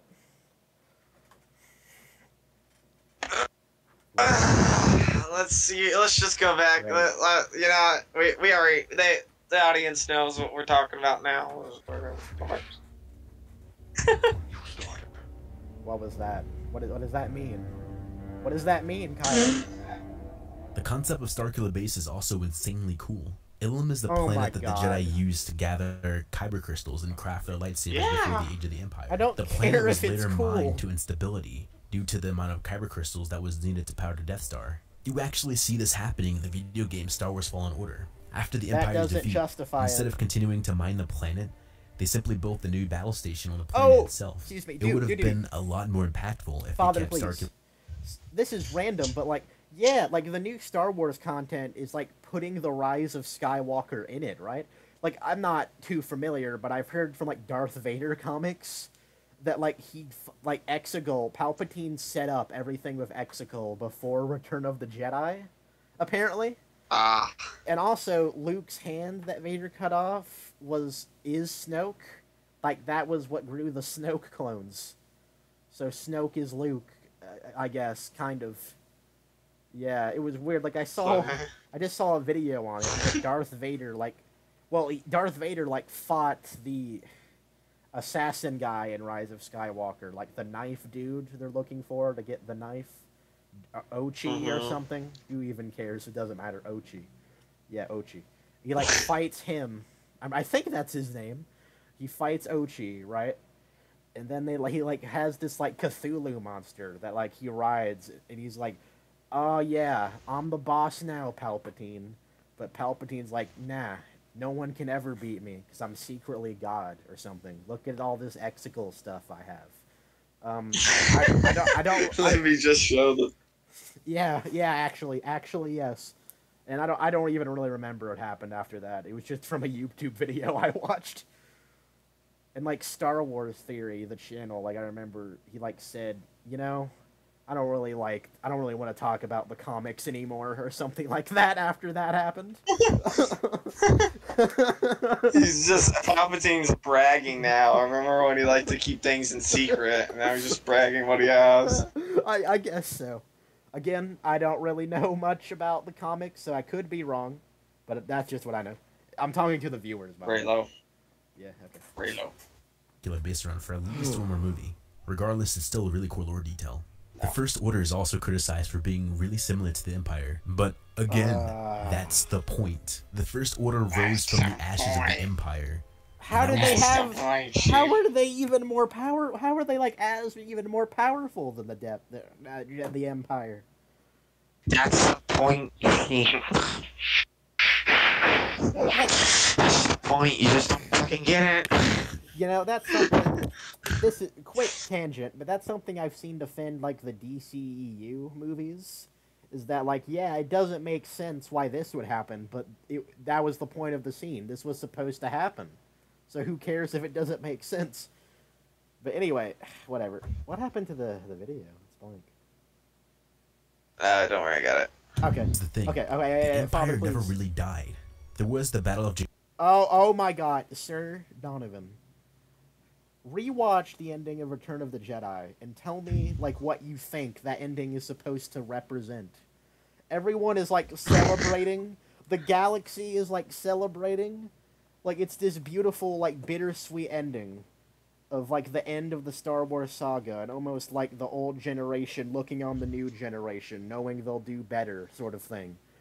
Then Donovan's like, well, I mean the Empire never really died though. Like, those idiots, what are they celebrating for? What are those Ewoks celebrating for? Come on, guys. Yeah, 3 more Palpatine, movies. Darth Vader dying, the Death Star being destroyed again. We really need 3 more. Like, Yeah. I know this looks like the ending to a 6-movie story, or even a 3-movie story, but we really need 3 more movies to, like, I sent forward there. You know. Yeah, just all of a sudden the Empire's back, Palpatine's back, fucking. Exactly. Another thing, wouldn't it be cool from like a sequel, right? To tell like a unique story, like maybe with a unique enemy. Like I believe that's what the EU book did, like the Thrawn books or whatever. I don't really know for sure. Like not just rehash what we've seen before, which Disney will never stop doing that.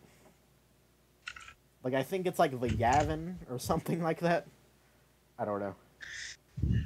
Like, the threat was like the Yavin. The new threat. I'm disappointed in this Donovan character. 6 minutes. thing. We're doing good. The Empire never really died. There was the Battle of Jakku a year after the events of Return of the Jedi. Okay. And then, apart wait, from Father, a few please. minor Father, skirmishes, please. they just sort of disappeared. Return of the Jedi. The Empire What'd he never say? really died. There was the Battle of Jakku a year after the events of Return of the Jedi. And then, apart Father, from please. So, that game... you're quote... okay. So, to defend the action of The Force Awakens, right? Because that's the movie that made the decision... Nope, the Empire's back, everybody. Here we go again.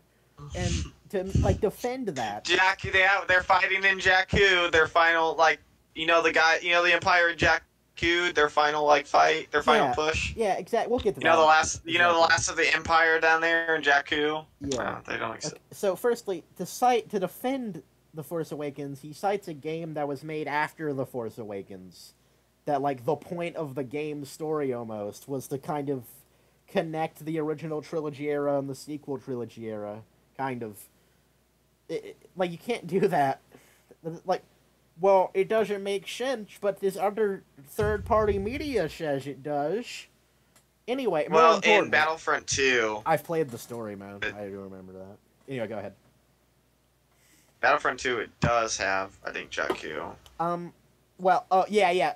I remember, like, the point... Well, I guess the game itself... I was wanting to say that the point of this battle here... in the game is that this actually is the final battle between the Rebellion and the Empire. That's what the point of it was. But then I remembered that in the game, like after this battle, like there's a mission where Kylo Ren finds out where the map is from like one of the like main characters. No one explains how the... Yeah, it still doesn't explain how the First Order fucking got all this power. I forgot about that. In the movie, Nope. It was never explained how Kylo Ren knew that the map was there. That was never Literally, explained. final battle of the Empire and Rebellion, and after that battle, it's... Oh, look, the Empire's back, guys! Yeah. So bad. That's what I remember from that game. Yeah. And also, Iden Versio, terrible character. Joining the Rebellion. She's like, don't worry, guys, you're gonna be from the perspective of the Empire. 3 missions later, Rebellion, lol. Yeah, I haven't played it, but few minor... the original Battlefront 2 actually was that, though. I've seen, like, the cutscenes. Well, not the cutscenes, but, like, the audio for the Battlefront 2 original story. And it actually is, like, from the perspective of the Empire and Republic. It's very interesting to listen to. Very good writing on that. Anyway, whatever. Mainly the Republic. Mainly the Republic. You only get to play the Empire for like 3 missions. Oh, really? And those are like the beginning. Yeah, that's literally what the Force Awakens, not the Force Awakens, the Force Unleashed did. Yeah, that's what I was thinking, but yeah. But the Force Unleashed is a bit more complex. He was really working under Vader, but he wasn't because Vader was still going to betray him regardless. Yeah, but he didn't know that. I played that game. I love the Force Unleashed, man. I don't care if it's not canon anymore. The story was really good in there. Yeah, the second game sucked ass. Yeah, the Force Unleashed is a great game, and I haven't even really played the Force Unleashed 2, but I know of like the memes. 4 missions. They That's all are real I need. to me. Yeah. The events of Return of the Jedi. And then, apart from a few minor skirmishes, they just sort of disappeared. But they were never gone. The First Order is literally the Empire reborn. They plotted their galactic takeover. Okay. And quickly established dominance by destroying the Republic. Father, please. Somehow. I also like to whine about the ending fight scene. Father, please. One thing. We're actually getting to like substance now in his review. He's just like explaining what happened as that's a defense for the movie. Like, yeah, the First Order just came back suddenly. I guess the Empire never really died. Dude, we watched the movie. We know that's the case. Like, that's the problem, Donovan. That's the problem. that's the reason why people were upset at it. Like, he's defending the movie by explaining the movie. Like, we didn't watch the movie. Anyway, he's about to go into the final fight randomly. Very weird. Alright. I wanna hear what he has to say about this. Dominance by destroying the New Republic. Right. Some people also like to whine about the ending fight scene. Whine? But those who whine don't really get it. Oh, okay. Kylo Ren was literally shot in the chest. I've heard this before. Oh, yes. Okay, we know. Alright, pause it already. Father, please, already. So, that's always the main argument, is that, like, Kylo Ren lost because he was shot in the stomach and he felt bad about killing Han. But here's the thing. Rey literally only picked up a lightsaber once and never used it. And Kylo Ren's been training his entire life and is, like, the grandfather of Darth Vader. Like, is one of, like, has the most midichlorian whatever. Like, the strongest Force user ever, basically. And, like, let me put it this way, right? Let me put it this way, right? Fanboy. If, like, you just, like, so imagine you were fighting, like, a professional samurai or something like that, and you're just handed a sword, but the professional samurai is, like, injured, and he's, like, drunk, maybe? Do you think you would win that fight? No. Exactly. No. No, I would not. That motherfucker would whip my ass. I will say, I do remember something, though. He can have his hand behind his back. Exactly. That's actually what Darth Vader did. Another thing. And counting. Another thing about the Sips, when they're in pain. Oh, exactly. It also increases their. Exactly. Good job. I forgot about that one. I also forgot that, like, I think Kylo is trying to test Rey to join him, I guess. But the planet's about to blow up, so I don't know why you would do that. And I'm not really sure We're not finished. We're not finished, fanboy. Look at 7 minutes in. We're not finished. God damn. Alright, Raylo. Argument Sith should be stronger when they're wounded. Yeah. So, but the director didn't know about that. By the way, the director did not know about that ability at all. True, but by the way, he's not even, like, crippled or anything. Like, he's still moving fine. Like, yeah, he's bleeding now. He like, it probably fucking hurts. That's a bowcaster. Like, any bowcaster would fucking hurt. Like, his stomach just hurts. Like, his stomach hurts. Like, he can move his limbs fine. Like, I bet if we examine the you can fight... see him punching his wound. You can tell that, like, he's like doing what a Sith would do and punch his wound and feel the pain, you know? Feel the pain! Oh! Right. I bet if we examine the scene closely, right, I'm pretty sure we'll notice that Kylo Ren is doing fine. Like, he's doing, like, flips or whatever. Like, he's moving just fine. Maybe not flips, but... All right, Raylo. I don't really get it. I like how he calls us whiners. Kylo Ren was literally shot in the chest by petty. Chewbacca's bowcaster, which was seen multiple times before, sending stormtroopers flying into the distance. Yeah, we watched the know. movie. I seen it in the original trilogy too. We watch. He was literally beating his chest I don't think during that's the in battle, there. trying to null the pain. And he held back fighting Rey because he wanted Rey to join him. The moment Rey tapped into the Force, she was able to use these factors to overwhelm him. Not how From that worked. moment Wait. on, Kylo Ren was Father, prepared to please. We need to talk about this. Okay. So. I tap into Force. Force, give me nine-tailed chakra.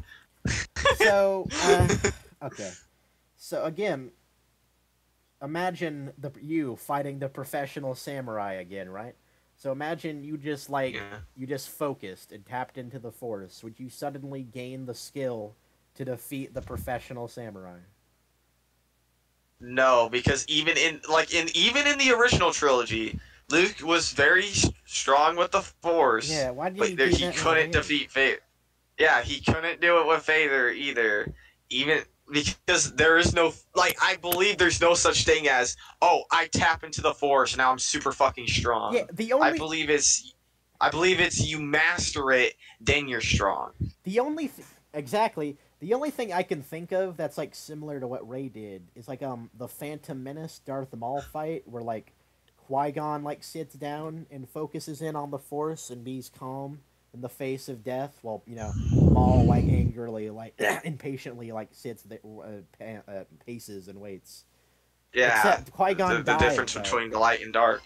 Yeah, exactly. Yeah. Good scene in the Phantom Menace. But Qui-Gon died after he did that, so it's not that useful, I guess. That scene is. I love that scene. The it's patient versus impatient type of scene. And Obi-Wan, he's not doing either. He's just standing there, kind of. Well, yeah, he's basically the spectator because he's one door behind. Yeah, he's kind of I don't know, nervous. I guess I'm trying to think of the right word. He's not. Yeah, calm. he's the Padawan. He's just to be nervous. Yeah, he's not calm like a Master Jedi like Qui-Gon is. Yeah. Yeah, he had his flaws there. He actually almost lost. The reason why he won is because he used the Force. Yeah. Did and Force jump back up, and we seen the thing about that movie. We seen Obi-Wan, and he even said, "I'm ready for the trials. I'm ready to be a Jedi Knight." Yeah.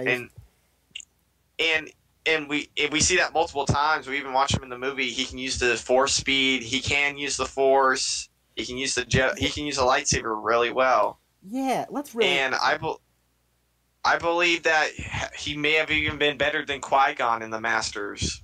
Well, I think he's actually better at being athletic than Qui-Gon was. I know the actors were Liam Neeson couldn't do the flips that Obi-Wan could do and stuff, but.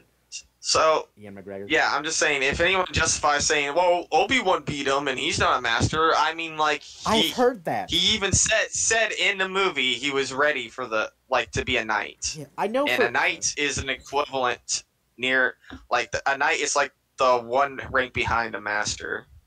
And if you already know, Anakin was a knight and he was pretty strong in the Force, master strong, master level. I just want to say real quick, I'm sorry I kept trying to talk over you. I need to be more patient. That's fine. I didn't really mean to. But anyway, let's really think about it this way, right? So Obi-Wan has been training his entire life to be a Jedi. And Darth Maul does not have since he was a kid. Yeah, and Darth Maul doesn't have any of the Force connection that Kylo Ren would, because he's not a Skywalker, right? But Obi-Wan still couldn't beat Darth Maul. He had to get the upper hand over him. Qui-Gon, the Jedi Master, who was calm, couldn't beat Darth Maul either. Well, there is something we're forgetting. There's a throwaway line where Snoke says, "We need to complete Kylo Ren's training," which is never picked up on in any way. But so that's just a meaningless line. But apparently, Kylo Ren wasn't fully trained, but he was training with Luke for his entire life, right? So he has to be trained enough. It's all over the place. It's really all over the place. He's strong enough to hold a laser beam in the sky, which we've never seen before in the films. So, yeah, he's strong enough. Okay, even if he isn't complete. I like to think. Back to the Obi-Wan topic for a second. I like to think Obi-Wan beat him. Yeah, I like to think Obi-Wan beat him because he caught him off guard. The difference between Rey beating Kylo, she literally just tapped into the Force even while he's guarding and all that. Not even caught off guard or anything. Yeah, and Rey just beats him by will strength. Just beats him by will strength. Rey brute forces with Kylo. Like Kylo gets on the ground and Rey's over it. Like she dominates with Kylo, if I remember. Like it's not even an intelligence. Oh, it actually would have been better if that is what they did. Like they should have had it where she did do something like what Obi-Wan did with Maul. They should have had her outsmart him. That would have made so much more sense. That would have the whole Kylo Ren's his mind's weird because he killed Han and stuff. That actually would have made sense. Rey should have outsmarted him in a fight, not just brute force it. That would have fixed everything, fanboy. If they just did what the Phantom Menace did, one of the most hated movies in existence, it would have been better. It would have been so much better. On a side note, jeez, this movie. I like to think. Already 2 hours, almost 2 hours in. This is a spicy one. Is it actually almost 2 hours in? Yes. On a side note, I like to think. We've been talking about it. I like to think real quick, right? That when Maul beat, when Obi-Wan beat Maul, he used Qui-Gon's lightsaber, and I like to think it's a representation that Obi-Wan was doing what Qui-Gon was doing, where he remained calm and became one with the Force, became aware of his. Oh yeah, when he was falling, yeah. Yeah, that's how he was able to beat Maul. Because I interpret the scene. It might probably not even true really. That Maul was still impatient and stagnant. Yeah, and, arrogant. Yeah, right? It was stabbing the floor. Yeah, Maul was arrogant. Obi-Wan was hanging there, thinking what to do next. His lightsaber dropped, and he's like, "I need a weapon. That weapon was my life." Yeah, and he's like, "Well, my master has one." Yeah, and he, I guess, became the master. He was able to be calm and triumph over the Sith Lord. And I don't know. Yeah, he became. Yeah, very. Very special fight scene that was. Yeah, I love Obi-Wan. Still, even though that movie was bad, that fight scene was really great. I enjoy the movie, but objectively, it's probably not great. We would have to look into it, but. Yeah, I can tell why it's not great sometimes. Yeah. Now there are two of them. Also. Enter Han Solo. Also. We should just Raylo before we get to that point. Yeah. This video is getting really long. Let's try not to drag it. I think we dragged it on. Yeah, I was just gonna talk more about how I like the prequels. I don't even know if I should. Oh yeah. We should stay on topic. Yeah. We like to sidetrack a lot. Yeah. Ray again. Well, that's not a bad thing. Honestly, that's not a bad thing. We're just talking about Star Wars. We like Star Wars. Yeah. Star Wars is life, I guess. We're home. This character is driven by nostalgia. A lot of people question why Han Solo left Leia and the rebellion. People wonder why he went off to do his own thing again. That's a great point. That's actually important. You're right. Father, please. We're right? Okay, well, before he says whatever he's gonna say, so Han Solo is very important to talk about because I don't remember, what the specific reasoning was, if there was a line of dialogue where he explained it, but after his son goes evil and is, betrayed by Luke in his mind, and I guess Luke decides to do nothing, Han Solo decides to abandon his wife and family in the galaxy forever and regress back into his old smuggling ways about caring about no one. Imagine, right, having, a family. So stupid. It would have been better fucking writing for him to basically say, "Alright, Luke, if you're not going to do it, I am," exactly. And he goes to find him. Exactly. That would have been a father better would writing. do. That would have been way better writing and then him just running away. That makes him look like a fucking coward, like Captain Phasma. Exactly. Which Han Solo, what like that? His whole point was like he was trying to get away from people because he didn't want emotional ties, and that would consider him a coward, but he never did. He was considered because he was a hero. He believed himself to be a hero. Like Han Solo truly like had a family with Luke and Leia and everything throughout the whole trilogy. We saw them bond through everything. And then, like, we assume that they become even more of a family for, like, 30 years or so. But because one tragic event happens, he abandons all of it. Like, disgusting writing. That's like a horrible way. That's like literally the worst possible way you can treat your characters in a film. Very low. No, yeah, one thing. And the only reason this was the case, the only reason they ruined Han like this, was because they just wanted to have Han be like he was in the first movie, so they could make it like A New Hope. That's literally it. Yeah. Disgusting. It was so bad. It's not good writing still. This is literally the opposite of good writing. Like there's, I don't think you can get worse than this, actually. Like, what is worse than this on a character level? Like, well, really, what would be worse for this?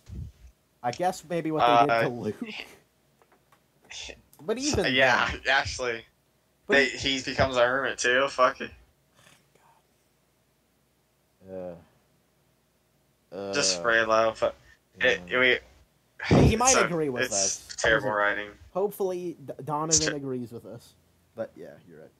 The canon material outside of this movie does a better job of showing the reason for why he is where he is in The Force Awakens. For the sake of this review, I can't really justify his actions based solely from this movie. Then it's But bad. the important part about Solo's character is that there's still a part of him. Still bad.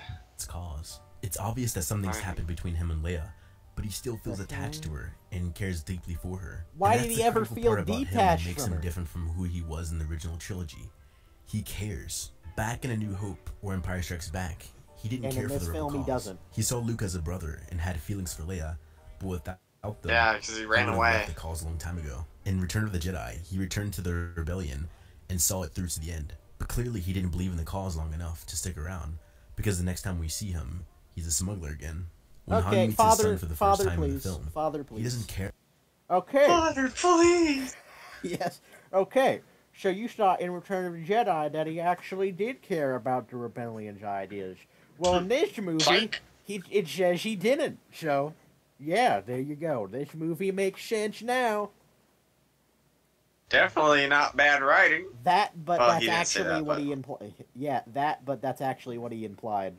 Like, that's genuinely what he was implying there, isn't it? It's still bad writing. Like, how do you go there from there? Like, no one would do that. No one. Yeah. Not even, like, the shittiest person. Yeah. No one would go there to there. How did Kylo get that scar on his helmet? Do you remember that? Was that a scene in the film? I don't care about the danger around him.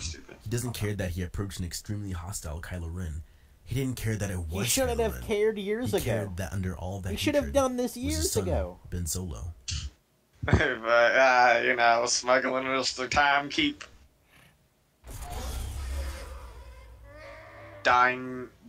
Literally dying for a bullshit. Yeah. Just bullshit death. Did you know, like, Mark Hamill said that, like, hey, they should have had Leia and I in the scene where Han Solo dies. that would have been cool. That would have actually been on par with the character, besides Han Solo, fucking giving up on everyone, but that would have been more character. That would have been more character for Leia and Luke to be there. Mark Hamill, better writer than what we got. Well, he understands the character more than the fucking crappy Disney directors. Yeah. Mark Hamill's cool because he genuinely, like, cares about the character and stuff. Like, it actually matters to him. Like he understands the characters. Like with Harrison Probably more Ford. Maybe even more than we do. Who knows? Because he was the character. Maybe. I think we all know with Harrison Ford, like, he didn't care about Han Solo at all and wanted to die. So, yeah. but still, I'm sure he would be like, yeah, I'll do it. I'll do the scene. Maybe he didn't care, but he know other people did. hopefully. Yeah, he also cared Yeah. about. He probably cared about the money though, so that's cool.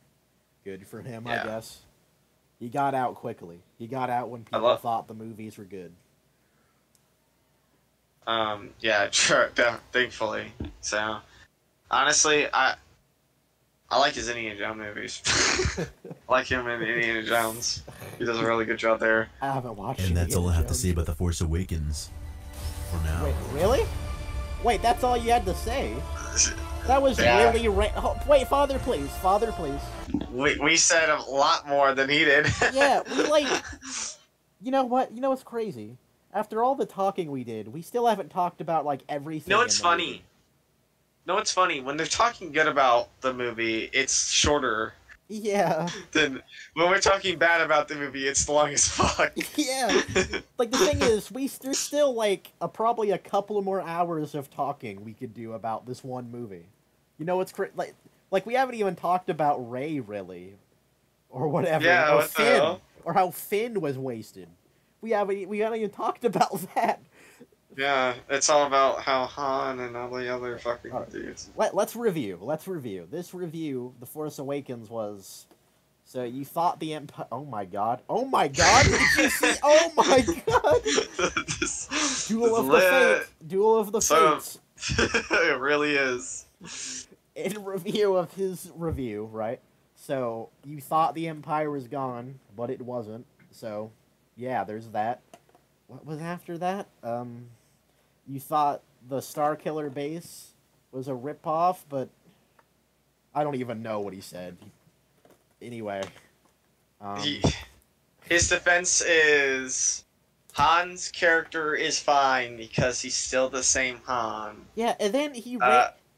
His other defense was the movie isn't the same because Did he even It- try to defend that? it's different. It's weird. I don't This- even like remember his points really. The lore behind Starkiller Base Yeah, he didn't is even really talk about it. valid.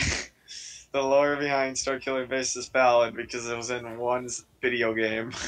You know what I remember? Yeah, you know what I remember? Like the most interesting thing about this review so far is that like he was talking about like the world building, right? Like he was setting the stage for the movie, and then he immediately cuts to the final battle, and talking about how we're all like losers or whatever he said, or whiners or whatever for not liking or for not understanding it. Well, yeah, whiners.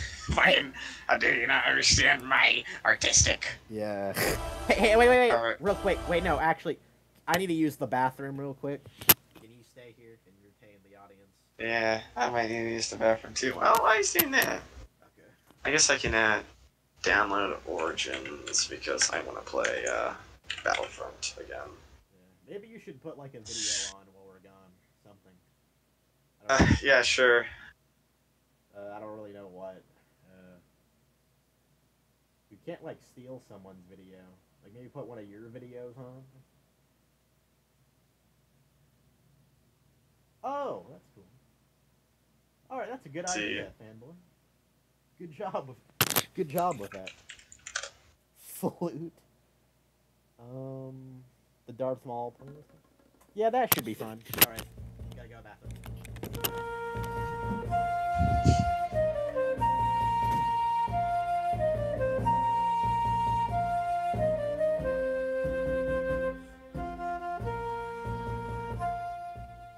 Hey there, everybody. How you running it? Where is it? Oh, where's the music?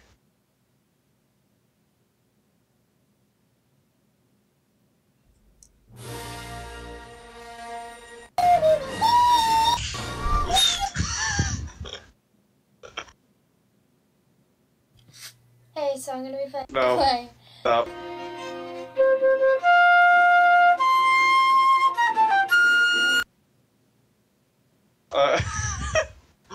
It's so fucking. I'm so special.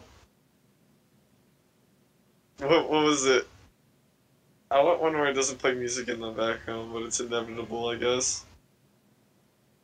Yeah, let's do this.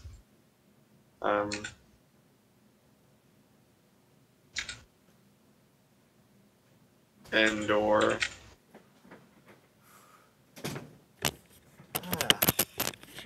Fanboy, are you there? Give me a second. I'm back.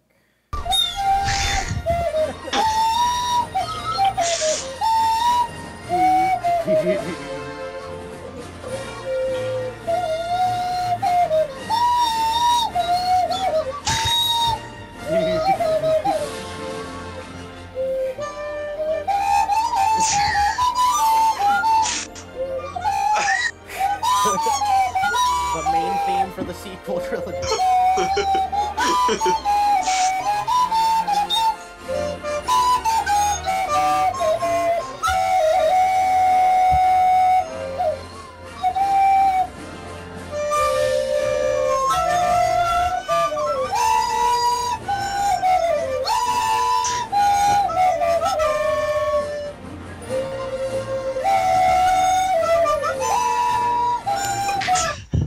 Oh, all right. So yeah, that nice transition. I used that to download Star Wars Battlefront.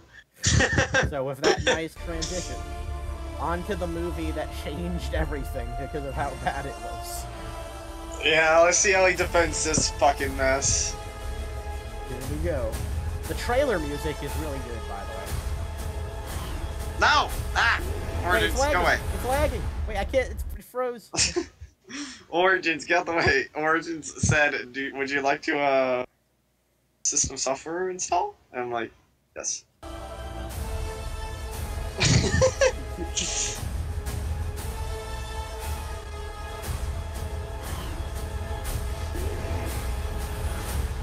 Yeah! It would be an understatement to say that this is the most controversial Star Wars film of all pause it. time. In fact, I'd go as far as to say... Father... hello, Mr. Potato.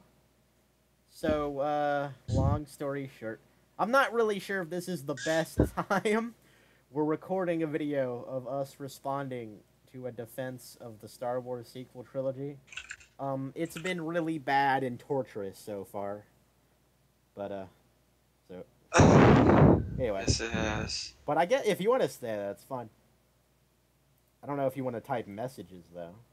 Yeah, I didn't mean to join. Oh, that's fine. You can stay if you want. You won't take anything away. In fact, you can add stuff with your messages if you want. It would be nice. I can read them off for the video. Or the podcast. I was trying to type. That's good. Well, do you want to stay? It's your choice. Oh, wait. I guess we're gonna wait for his answer. Okay. Wait, don't play it yet. I'll leave you to it. Okay. Have a good day. Yeah, I forgot we were doing this in the group chat. Oops. Anyway. What was it? Raylo. Yeah. Okay. Can't tell him. He's texting. I text him, search up my name in Google, and he's like, most of those are my images. I'm like, yep. You're like Robin, and I'm back, gay.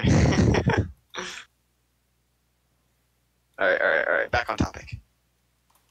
Yeah, here comes the most controversial movie. This is the most controversial Star Wars film of all time. Hello? In fact, I'd go as far... Yeah. Oh, thank you. As to say this... Thank you. Gave you food? She gave you food? Yeah. Thank you. Alright. Hold on.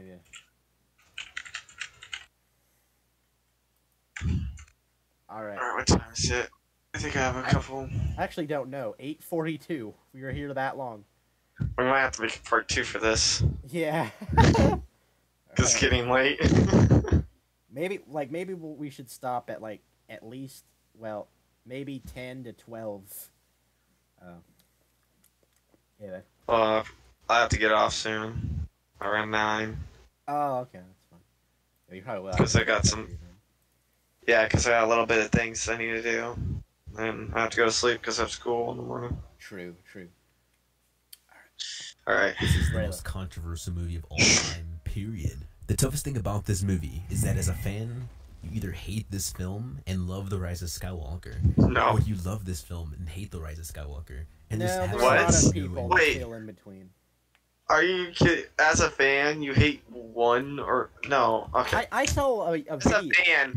As a fan, I watched the Last Jedi, and then I watched The Rise of Skywalker and hated both of it. Wait, yeah, did he just imply we weren't fans? And period. The toughest thing about this movie is that as a fan, you either hate this film and love The Rise of Skywalker, or you love this film and hate The Rise of Skywalker. And there's absolutely no in between. What? There is. Wait, I'm here to make the film more controversial than I remember. I saw a video. Oh, is someone in your room? No. I saw a video once of someone saying that like The Rise of Skywalker made The Last Jedi even better or something like that. So, yeah, not true. But I guess it's mostly true. I don't know. I guess he said that most people, there's not much in between. So there is still some in between. And I guess that's true. I don't know. It's kind of probably because The Rise of Skywalker, like, puked on this movie. Yeah, I have a We'll feeling. get into that. We'll get into that. Wait, what the hell? Where'd she get that? Hold on. I don't know what's happening. Alright, sorry. My friend sent a picture of someone texting about my Gmail. I don't remember sending that at all. I know what I have to do. This movie is amazing.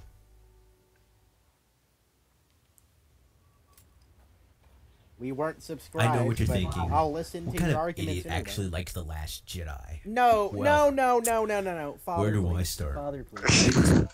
No, not even Look a at- second. Look at the way he's poisoning the well here, kind of. Well, maybe not. Like, no. Man, if you disagree... I don't know. You're all just haters that can't handle me having an opinion. I assure you, we're actually, like, listening to your points recently, and we're not even subscribed, and probably never will be. Dude, It's just so childish. I just trying to fit in too many messages and themes into one movie. What?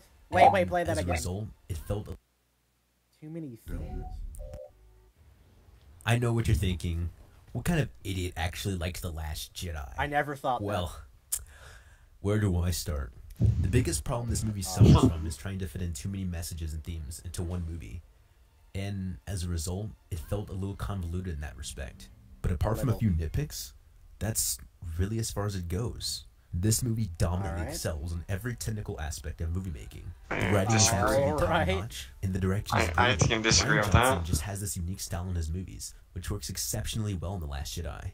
What Star Wars style is movies that? tend to have this weird habit of constantly cutting between the main confrontation and whatever other battle is going on elsewhere. That's actually And true. These sequences are Yeah, pacing's not. Like, yeah, even pacing's pretty bad. Even The Empire Strikes Back does that to like a lesser extent. Like it kind of gets worse and worse. Like A New Hope only cuts back to like them watching like talking over the X-wing fight like at the base. So it doesn't really do that. The Empire Strikes The pacing Back. in the pacing is not good, but the pacing in The Last Jedi isn't perfect either. Like the pacing in The Last Jedi makes me want to, not watch the movie at all. For The Last Jedi, it's that, but the entire movie, where it cuts away to different stories. But anyway, The Empire Strikes Back, Like, it was like them. Yeah, there's 3: Poe, Finn, and Rey's. Yeah. And the Empire Strikes Back, it was like them trying to save Han Solo and Luke fighting Vader. And then Return of the Jedi, there were like 3 completely different battles with different tones happening. Yeah, kind of weird. But those were important, really important, near the end, because that's like the climax, and we need to see because it's not like one scene did it. Like, of course, the pacing of the scene explains what they did and how it affected the other scene. Yeah, let me except for probably the Phantom Menace. Yeah, let me ask you the Phantom Menace did this the worst, having to cut to different things. It was horrible in that respect. Oh my god, but we can talk about that later. So let me ask you a question though. You were right about what you said with Return of the Jedi, that each story did actually matter. how does like Poe and Finn's story like really matter? Like, what? Finn's story. No, not Finn's story. I believe Poe's story is pretty important. Well, to an extent. Well, I guess it's important in the resistance. Well, it's important phase. In the way it's like important in the way that Holdo not telling Poe the plan got Poe to have to make Poe made Poe to do Finn's plan, and because Finn did his plan, they had like the guy betray them, which let the First Order know that they were going to Crate, which led to a lot of people dying, including Luke Skywalker. So they technically are related in that sense. Thank you for that, Holdo. But yeah, like... And Rose literally doing this whole fucking plot quest for Finn. Yeah, and what does... Like, think about... Like, what in the Rise of Skywalker, like, what do Finn and Poe have? Like, what do they carry over from this movie? Like, in The Last Jedi, Finn learned that, like, both sides can be bad. Well, he didn't actually believe that, though. Like, he disagreed with the guy that said that. And I do. And that's somehow... It's kind of a middle ground there, if you would say. For example, how would he know that? He's just fucking... Well, apparently they both buy... How would you know if the people who are in the the person in the Resistance really is a Resistance member and not a freaking First Order spy? No, that's not why he says they're both bad, basically. Is that because the Resistance and the First Order both buy weapons from Canto Bight, which supports slavery and stuff. But that doesn't... Yeah, how would they know that? Literally yesterday... That's a good question. But literally yesterday, the Republic was in charge of the galaxy. Why would they need to buy ships from Canto Bight? And, like, I guess it makes sense that the First Order would have needed to do that, but they don't need to anymore because they own the galaxy now somehow, apparently. Even though their base was destroyed, their Starkiller base. But they have, like, a lot of Star Destroyers that are even... worse than the Star Destroyers that the government that... Never mind. Anyway. If they're buying weapons from an unknown buyer, how would they know that they own slaves and all that? How would they know that? They don't know that. It's literally and plus they're fighting a war so they can free people from their freedom, and they can free the slaves. That's their whole fucking... But it's literally never addressed. Like, yeah, it's never addressed again because it's a stupid point. Finn never asks, like, Leia, hey, why are you supporting slave owners? That never comes up. In fact, you know, you said that they were trying, like, fighting to free Canto Bight. But remember, the Republic was in charge yesterday, because this movie is, like, literally right after that. Meaning that, like, the Republic didn't do anything about slavery in Canto Bight. Like, at all. So they should actually, like... you would think they would, but, you know, apparently the Republic didn't do a damn thing to the galaxy when they fucking got it. Especially since Luke would have learned, and probably even Leia, that, like, you know, Anakin was a slave and everything. Or they would have fucking, did something. They fucking would have done something. I have yet to see something the Republic fucking did that affected the galaxy. The New Republic. They literally didn't do anything. They literally they didn't do nothing. They're just like, yeah, we're here, guys. Yeah. Oh my god. There's so much wrong. So dumb. Again, the Republic story makes no fucking sense. And anything, nothing makes sense anymore. This poem began first with Return of the Jedi. No, Luke Vader was the most interesting conflict. But it cut a lot between the space battle and the whole ground battle involving Stormtroopers. Yeah, but if it wasn't for this scene, we wouldn't know how the Death Star's reactor shields would have been down. If it wasn't for the Luke scene, we wouldn't know how fucking Darth Vader got defeated. If it wasn't for the Lando battleship scene, we wouldn't know how they destroyed it. Yeah, like, every scene was important there. With the Phantom Menace, not so much. No. There's some scenes were slowing. When the Phantom Menace and the rest of the prequels. Because the difference between the Return of the Jedi, each scene affected one scene. Yeah, you're right. There's actually only two stories in the Phantom Menace that even are important, and that's Anakin destroying the ship, and Qui-Gon, Jedi fight. I mean, I guess the Padme getting the Viceroy is kind of important in a way. Like, it's kind of satisfying for her character to, like, get back at him, I guess. But if they destroyed the ship, they wouldn't, like, that scene doesn't need to exist, where they... Whatever. And then the Jar Jar scene is literally just... Yeah, we already know how they're fighting, right? Well, we don't need to know how Jar Jar fights. I guess it exists, so it stalls them. Comedy so relief. Comedy relief after Qui-Gon dies, unironically. Came around. But Rian Johnson broke that cycle and did it really well. The first half of the movie is centered on the conflict with the Resistance and built up to the second act. By the time we got to the throne room sequence, not only was it well edited, but we equally cared about the Resistance conflicts as well. This movie also established the first bit of world building during this time period, which is really scarce in this trilogy. You really get to see how the emergence of the First Order affected planets such as Canto Bight. Oh, no, Father, please. That is completely wrong, because the Republic were in charge yesterday, literally yesterday, like I said. So the First Order didn't affect anything. Do you think... The Republic are bad guys. No. Because they didn't do a damn thing. That's not even what he's saying. He thinks... Well, what he says... I know, I'm saying that. Yeah. What he says implies that, like, the First Order, like, all this Canto Bight stuff, like this giant money-making slavery thingy-mabob of evil, that happened today. That became a thing today. Because that's when the First Order took over. In fact, according to Rey in this film, there's a line where, like, at the end of the day, they'll take over each star system, the Star Destroyers, I guess. That implies that they're actually taking over the galaxy during this movie, somehow. How they have all the resources to do that, I don't know. But, yeah.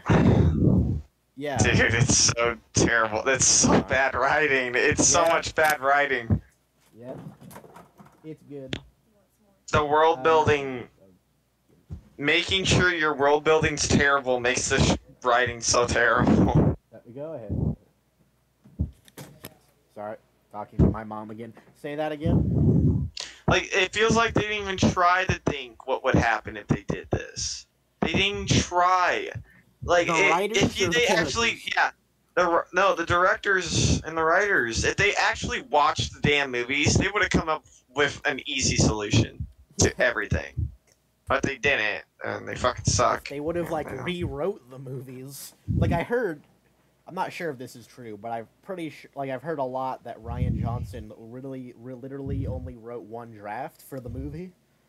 Like, one draft of the script and never rewrote it.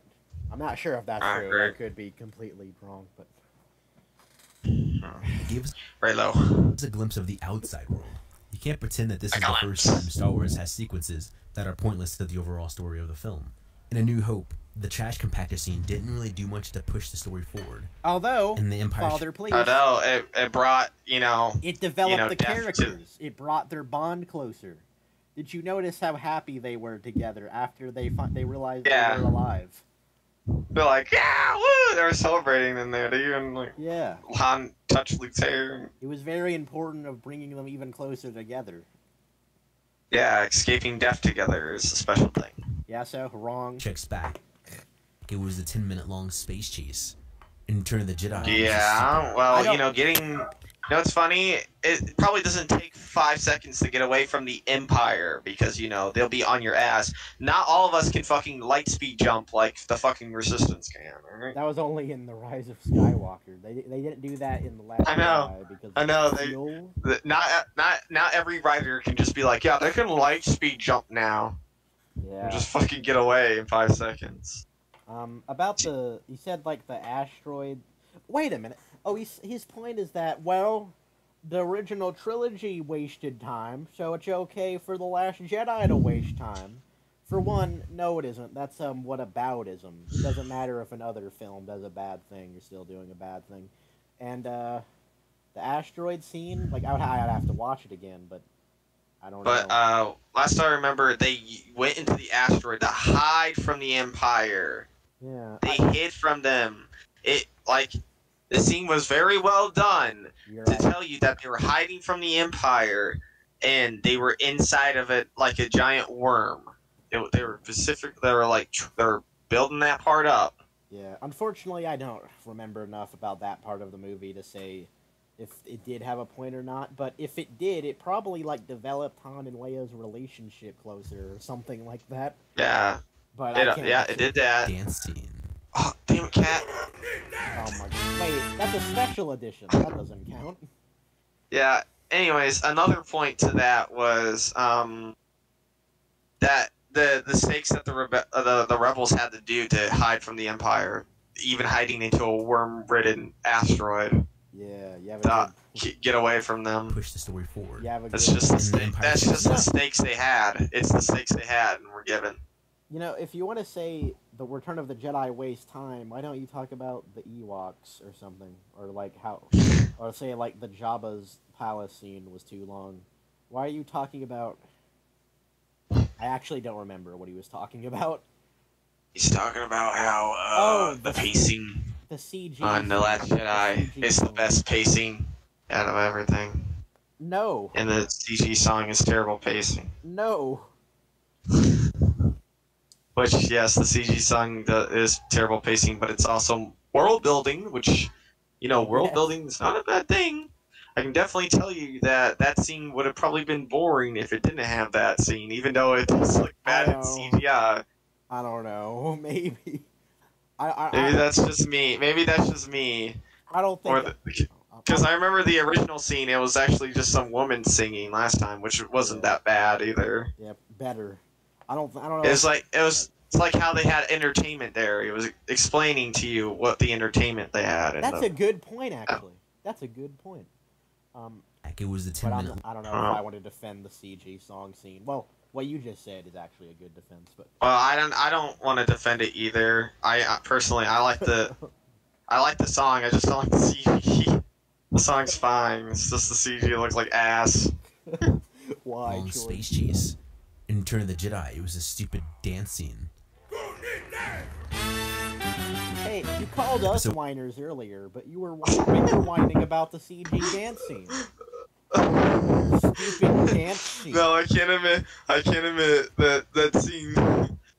It's not the best, but again, yeah, probably the worst. Actually, at least it's just explaining the entertainment they had in that galaxy. Yeah. What entertained them? At least, is he gonna call the politics And pointless? it's funny. I can definitely tell you that scene literally was only like a minute long. Yeah. So please, fuck off. Actually, no, I'm sorry. Fuck off. That scene's a minute long. You can sit through that, and it would not affect the movie at all. You're You right. probably forget because it was from the beginning. You're right. What is he comparing this to in The Last Jedi? Is he comparing this to The Last Canto Jedi's Bight? entire pacing is a goddamn whole movie. Because if he's comparing this to Canto Bight, then no, you can't compare a CG song to Canto That's Bight. 1 minute to Canto. Yeah. Sure. So 1, the political sequence. Episode 2, the lovey-dovey scene. Episode 7, Conja Club. Star Wars is Father, notorious please. Father, please. Father. Say the word. Was he saying? So the politics in Episode 1 was pointless, and the romance in Episode 2 was pointless, or are they just too long? Hold on, watch it again, please. Raylo. Episode 1, the political sequence. Episode 2, the lovey-dovey scene. Wait, what about Episode it? 7, Conja Club. Wait a Okay, minute. so the That's- political scene. Okay, the political scene is very important. It's actually To the how most important Palpatine part of becomes the the movie. Senate. Yeah, because Palpatine's aiming to become the senator or something. Stop it. Becoming like the senator. The chancellor. Yeah, the president, chancellor. basically. That's how. Yeah, he's aiming to become the president. Yeah. And the way to do that was like he's attempting to help this Queen Amidala was her name, right? Yeah. Basically Padme. Trying to help Padme to get on her good side so he can have so many backers. Yeah. So he can get voted. So in his attempt to do that, he told everyone in the audience that he will bring an army to stop the separatists to bring peace back to galaxy. I'm pretty sure that's what he said. Well, he didn't say that in the first movie. I don't know if that's what you said. Yeah. Yeah, I'm pretty sure he says that in a different movie. There's a lot Attack of of the political Clones. scenes in all the prequel movies, but they're very important. Is what I'm saying. They're very important to listen to. I know, like when a kid is basically like, "Oh my god, this scene's fucking boring," but it adds again so much world building, and that's really nice to have with something like Star Wars. World building is very important to a movie like Star Wars. We don't do that here. And also, the love scenes are just trading off, like, why Anakin loves Padme. Yeah, it's like adding more. It's the foundation of his character, almost. Honestly, it's not my favorite scenes, but they kind of need to explain that because it's nice to have, really. It's nice to have. It's not affecting the movie. It did not affect Attack of the Clones at all. Because Revenge of the Sith is completely about him being afraid to lose Padme. That's like the driving point of the movie. So it is pretty. It makes sense that it would have this much development in Attack of the Clones. Yeah, and also it's just bad development. If you just don't like the love scenes, I agree. I don't like the love scenes either. Yeah. When you hear them, like the first time you hear them, you're like, "Oh, okay, that's pretty cool and all." Then when you hear them throughout the rest of the movie, you're like, "Oh my fuck." They should have done it like The Empire Strikes Back done it, where like they fell in love like while the action was happening, like while going through struggles. Yeah, that's actually not a bad idea. Yeah, that's like how you're supposed to do it almost. But George Lucas apparently wanted it to be like romantic, I guess. No, like he wanted it to be like Shakespeare or something. I don't know. I guess so. Fuck. Anyway, and this scene with the Force Awakens, I can't really defend it, but yeah, I'm sure it is pointless because it's just like they found him. Oh boy, here we go, shootout. Well, Star Wars is notorious for including scenes that feel pointless to the overall story, but they're done because they either add to the lore or they're there to let the audience spend more time with the characters. The Grievous fight is actually important because the thing is like the idea. End of the Separatist General Army. Well, no, the point is that if General Grievous is killed, Palpatine will have to give up his powers, right? So yeah, like General Grievous is basically just a plot device to keep the movie going until Order 66 can happen.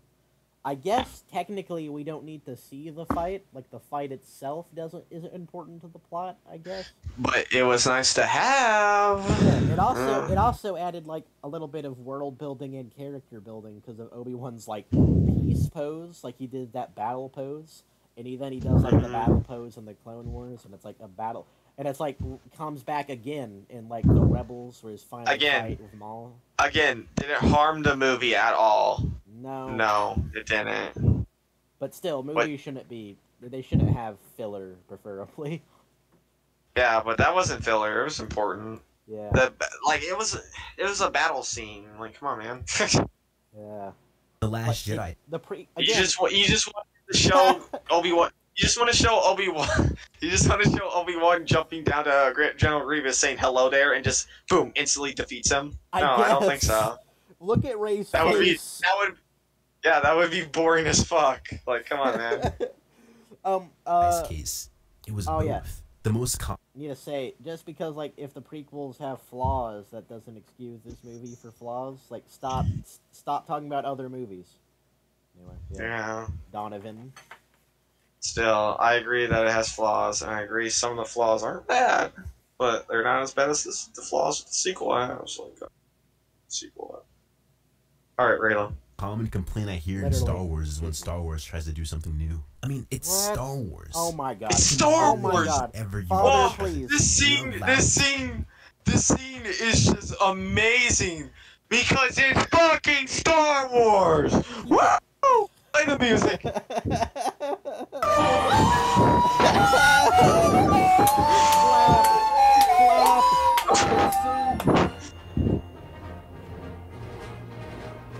Anyway. It's fucking Star Wars, sheep. So, wait, no, we need to talk about this. So, the reason we don't like the hyperspace kamikaze is because we don't like new things in Star Wars. So, that's what he said. So, incorrect. Actually, you know what? Fanboy, why don't you try? Why don't you try to explain the problem of the hyperspace kamikaze? If we had this hyperspace kamikaze back in the original trilogy, why wouldn't Rebels just fucking do that to the Death Star? Why don't Rebels just do that to the fucking other ship? Exactly. They'd be like, aye, my soldier! Rah! And just fucking just totally go fucking Japan on us. Or use, like, autopilot, or droids even. Yeah, like, what the fuck? Yeah. Why, like, they pulled this shit out their ass, I swear to God. Why aren't ships designed for doing that? Designed for hyperspace kamikaze. And you know what they'll say, you know what I've seen? Like, either they'll say, it's a movie about space wizards, we're just having a fun time. Or they'll say... It's Star Wars, bro! It's just fucking Star Wars! That actually is what he's saying, isn't it? That's why he was saying it's Star Wars. Because Star Wars can't make sense. Or, well, Star Wars doesn't have to make sense. Yeah, but, it's a fantasy movie, so, yeah. Taking the source material and adding new things that literally make no sense to the source material is a spit in the face to the source material. The hyperspace kamikaze is literally, well, I guess not literally, but it's the spit to the face of world building as a concept. Like, yeah, it's literally and Star Wars is... Star Wars, when you think of Star Wars, you think of world building, let me tell you. Well, yeah, that's one of the things. Yeah, well, unless you're a meme lord. When you think of good stories in general, you don't think of the hyperspace kamikaze. Yeah. Honestly, sometimes it's just on past it. We all know why it's dumb. Come on, man. Oh yeah, I think Star you Wars keep like Star Wars tries to do rushing something against new. your mic. I mean, it's Star Wars. You can literally do whatever you want. Yeah, a piece of my mic fucking fell. Existing idea. Wait, That's play it back. literally Rewind. sci-fi. We have to. Just because it wasn't established. Rewind. He's saying really Have you stupid seen things. things He's that saying feel- really dumb. The most common complaint I hear in Star Wars is when Star Wars tries to do something new. I mean, it's Star Wars. You can literally do whatever you want. Father, You're please. allowed to create new. You actually okay. Back to what I was saying. The source material, when it does something and you add something new that makes no sense to the source material, it's a spit in the face to the source material, and it shouldn't work. Exactly. Because if George Lucas would have thought about that, the entire fucking Empire and Rebellion would have ended a long time ago, because the Rebel Alliance would just fucking autopilot into the fucking Death Star. Yeah. So, here's how storytelling works, Donovan. Stories, especially like high fantasy stories, are based on rules about what you can do and what you can't do. That's how like conflict emerges. Like, for example, an X-wing couldn't just destroy the Death Star immediately. The rule is you have to shoot it in the exhaust port sort of thing. That's probably not even the best example of what I'm talking about. The reason a story is interesting is because it has rules, and you have to follow those rules, or there's like no stakes at all. You could, but like by this logic, you would literally justify anything happening, like anything happening. Man, Star Wars can't try new things. Actually, you know what? Remember, they did try a new thing. The Old Republic. That was a new thing, last I recall, right? Well, that's not Disney. Though. Even though it's not canon anymore, right? But I don't. That was a new thing. People. It wasn't. I don't. That was a new thing to Star Wars, and people liked it, right? Yeah, you're exactly That's what I'm right. saying. The prequels had a lot of new things that people like and liked. It's just it's literally just a straw man. It's just a straw man. Like, the only reason you don't like this is because you don't like new things. It's so immature. No, wait, Fanboy, one more thing. Remember, he said that The Rise of Skywalker is, like, weaker than the other films. So remember, he said that, like, you should be able to do literally anything with Star Wars. So, yeah, just remember that. Alright. Like, if he says something like Palpatine should have been brought back to life, yeah. Yeah. Raylo. Let's to existing idea. Let's see what That's else he said. literally sci-fi.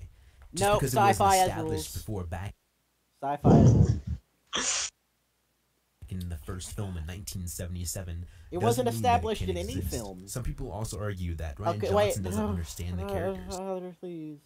Just because it wasn't told that it was impossible.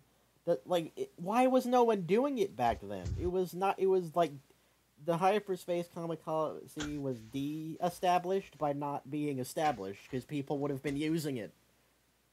Especially like in the prequel era where they were literally just droid ships.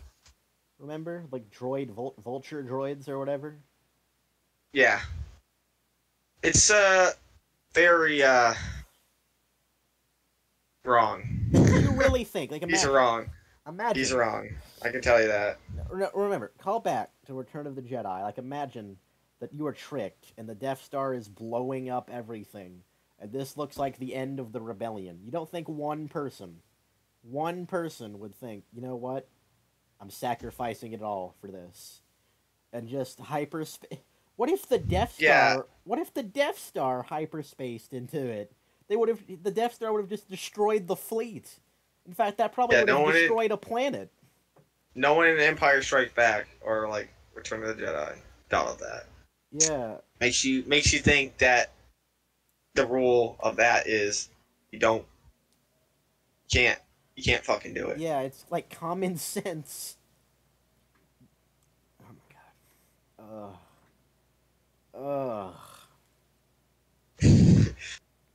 It's a new thing, so you just don't like it. Well, yeah. I guess you're technically right. We don't like it because it's dumb. Yeah. I'm sorry, we don't like fun, dumb things because it messes with the world building and story. You know, it's not even like, you know, like you can't, like he has to. He acts like we're stupid for this too. Like it can't even be like, you know, I disagree that the hyperspace kamikaze matters. It's like, man, why won't these idiots get it? It's Star Wars. You should be able to do anything. Shut up. Well, yeah, I bet. Yeah, I just don't agree with it. It's on Star Wars now. I guess anyone can do it then. Fuck. Oh my god, it's painful. Yeah, it's hard to imagine that that's in Star Wars now. I can't believe the first person who ever thought about that was the General Girl or whatever. Admiral Holdo, we really lucked out with this video, man. Well, in a manner of speaking, we lucked out. Great. Such as Luke and Kylo Ren. So, let's start with the most controversial character of the movie. Controversy? Luke Skywalker. You already showed that clip earlier. Just did that. Luke Skywalker, the character you know and love from the original Star Wars 1980s movies, just tossed his own lightsaber. I wonder what he says about this guy. The thing about Luke is that everyone's expectations for him was that Rey would magically rescue him from his exile, and they'd rush off together in the galaxy to defeat Snoke, Kylo Ren, and the first one. It was more like we thought Luke would train her. No one Not thought. do that.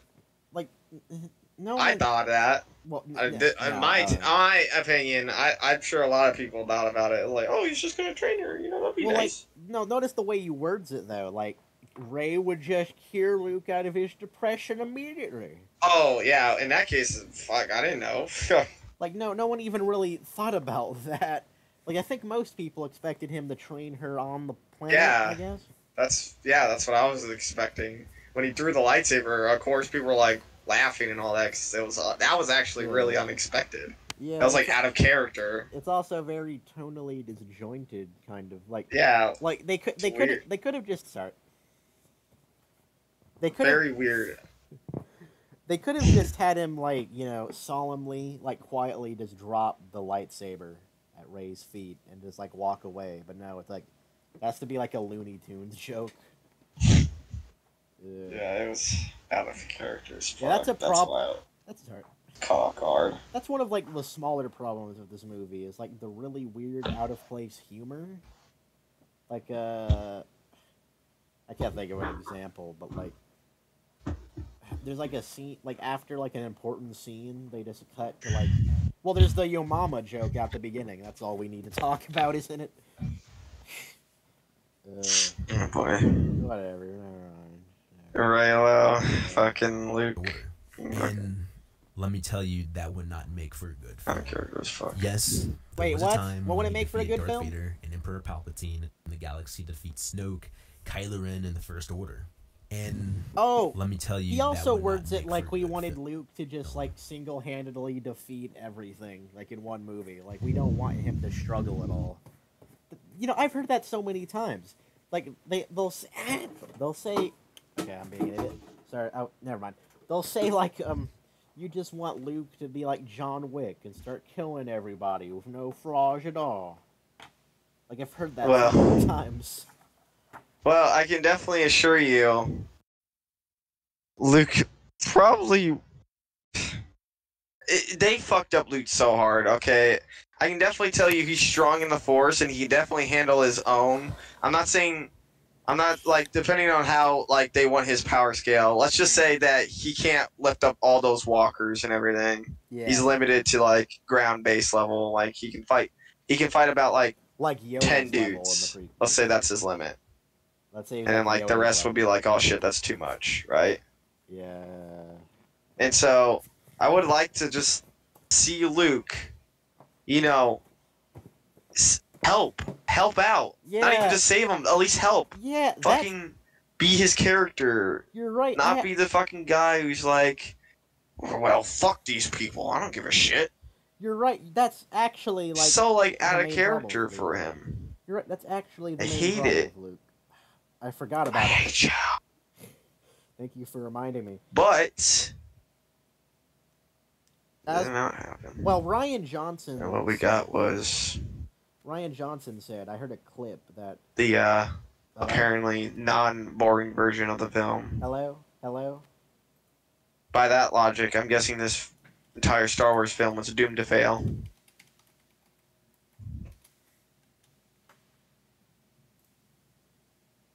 Right, sheep. Hello? Sheep. Hello? Hello? Huh. I can't hear you at all. You probably said something very important. I wish I could have heard it. Hello? Hello? Hello? Oh, there we go. Okay. There we go. It was weird why, like, I would talk, but I thought you were, like, talking over me. It was weird. Anyway, yeah, everything you said, but I honestly forgot about, the Luke just not caring about anything. I forgot about that point, and that is the most important point. But, according to Ryan Johnson in some clip somewhere... wait, hold on, let me check if this is still... We're back. My fucking cat is shitting.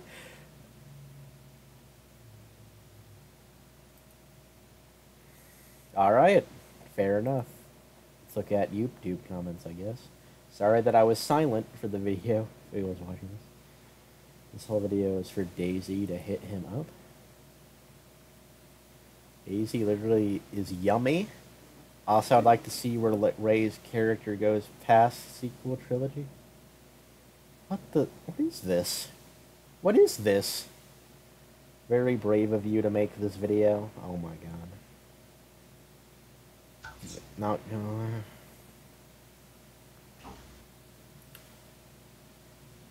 Yeah. Wait, did he actually say that?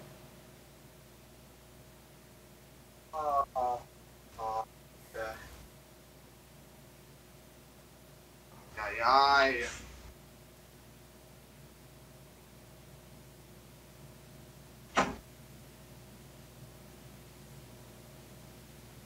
Wait. What's going on?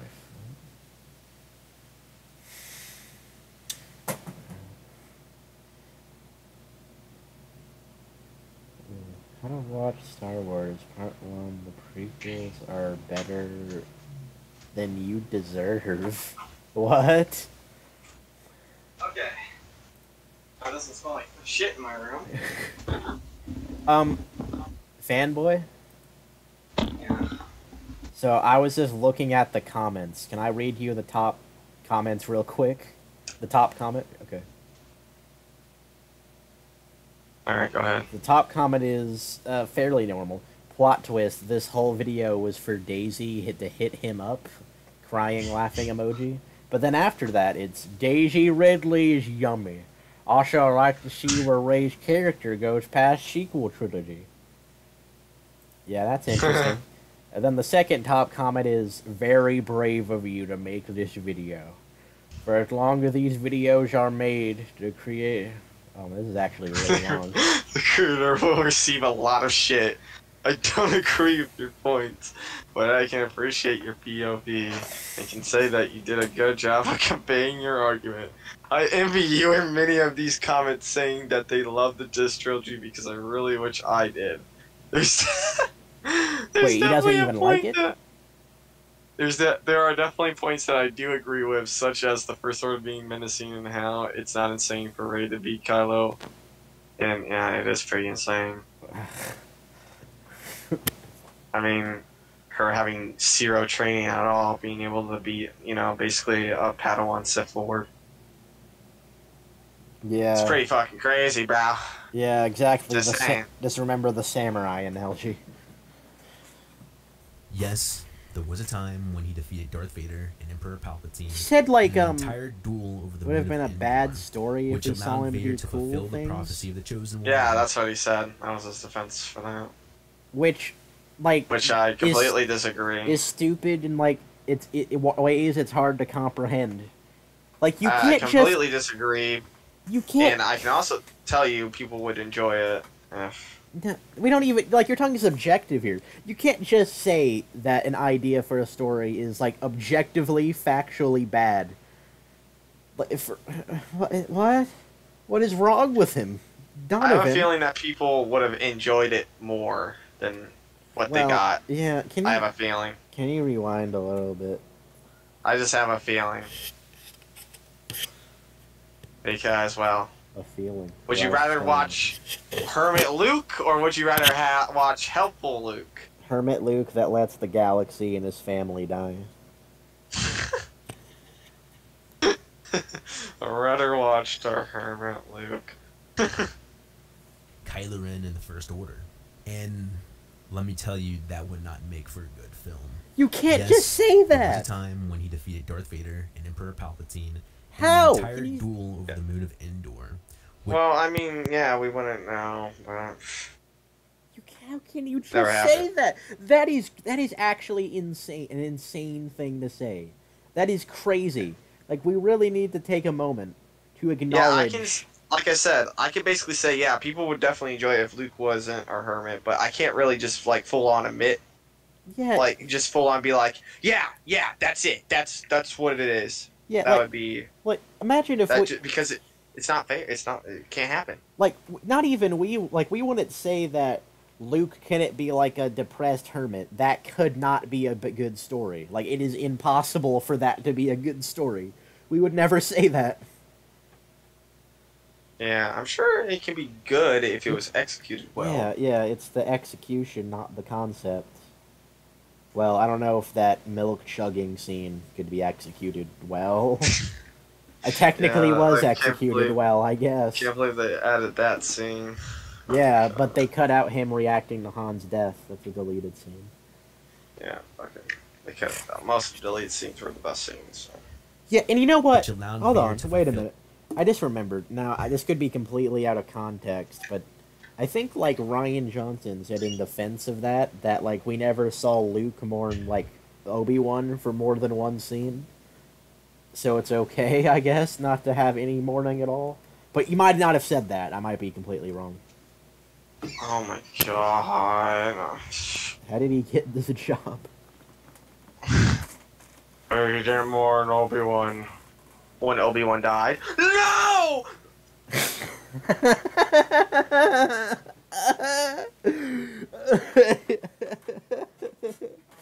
I don't know if it's true. Literally, watch this. Oh, sorry. Fuck me. I remember. Said about Obi-Wan's death.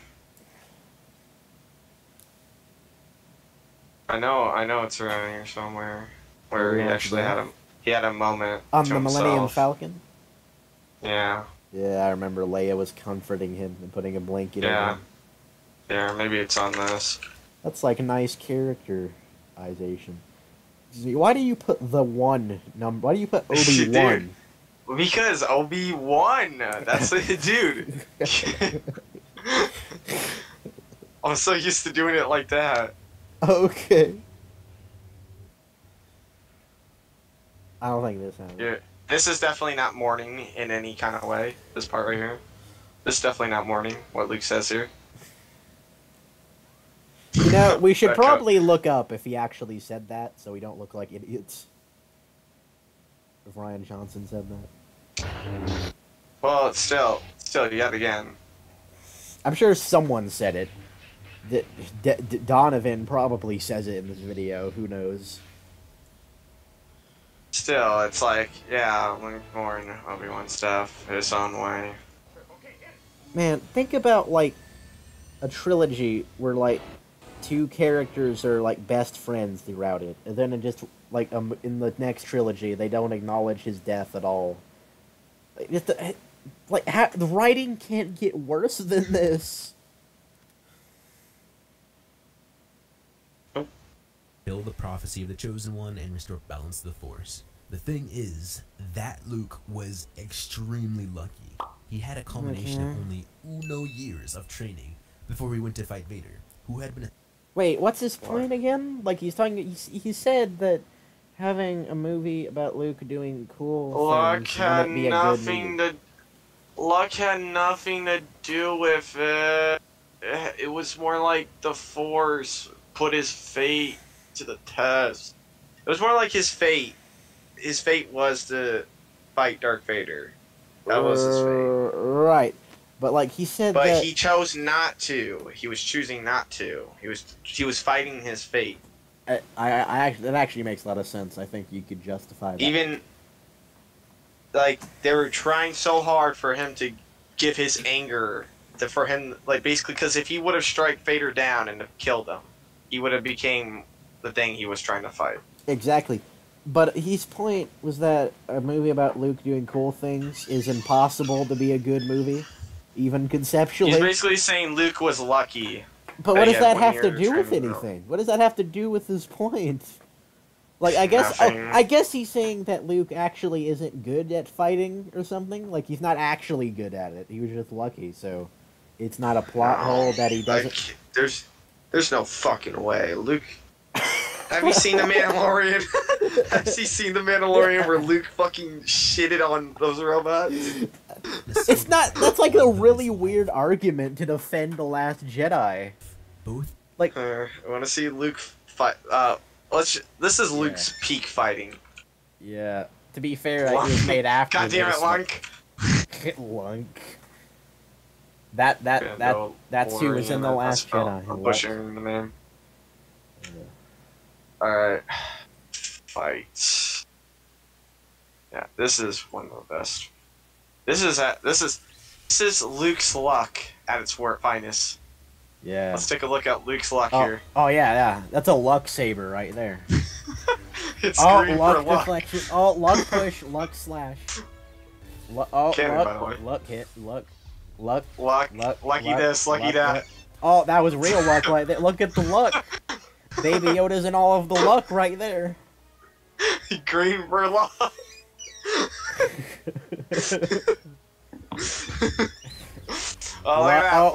Luck elevator, luck hallway. Lucky hallway. Oh, look. Oh, the luck. You can't get any luckier than this. He doesn't even have skill. This is fucking Star Wars. Yeah. We're going insane watching this fucking video. Man, I can't believe he got lucky there. Who even is him? Oh my god. So, yeah. Was this video made before that? Before Mandalorian? I think it was, right? Or after the Mandalorian, I mean. Yeah. November. Sadly. Yeah. So we didn't even address that, but... Yeah, so we can't really put that against him. But again... But still, I'm just pulling an example. Luke can't fight. No. Please be quiet. No, it was after The Mandalorian came out, right? So he didn't even acknowledge that. But anyway, that's such a weird argument that, like, so he says, like, he thinks... He's just lucky. That's his argument. There you go. No, he thinks that our criticism of The Last Jedi is Luke wasn't doing cool things. And instead of, like, defending why that would be in character or whatever, he defends it by saying that Luke wasn't actually strong, so that wouldn't have been a good idea? I don't... Oh my god. Oh. I say he was pretty strong. Goddamn. Oh my god.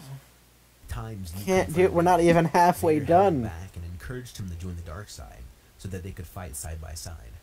Luke only managed to overpower Vader once because Vader was on the defense, and Luke was allowing his anger to control the fight. Okay. So why is this all relevant? It's because Luke had been hailed as the legendary Jedi warrior who single-handedly restored peace to the galaxy, and that he is extremely powerful and unmatched. Well, that's not Luke. I mean, he would have been. Like now. He would have been at this point, he would have been. Or at least really powerful.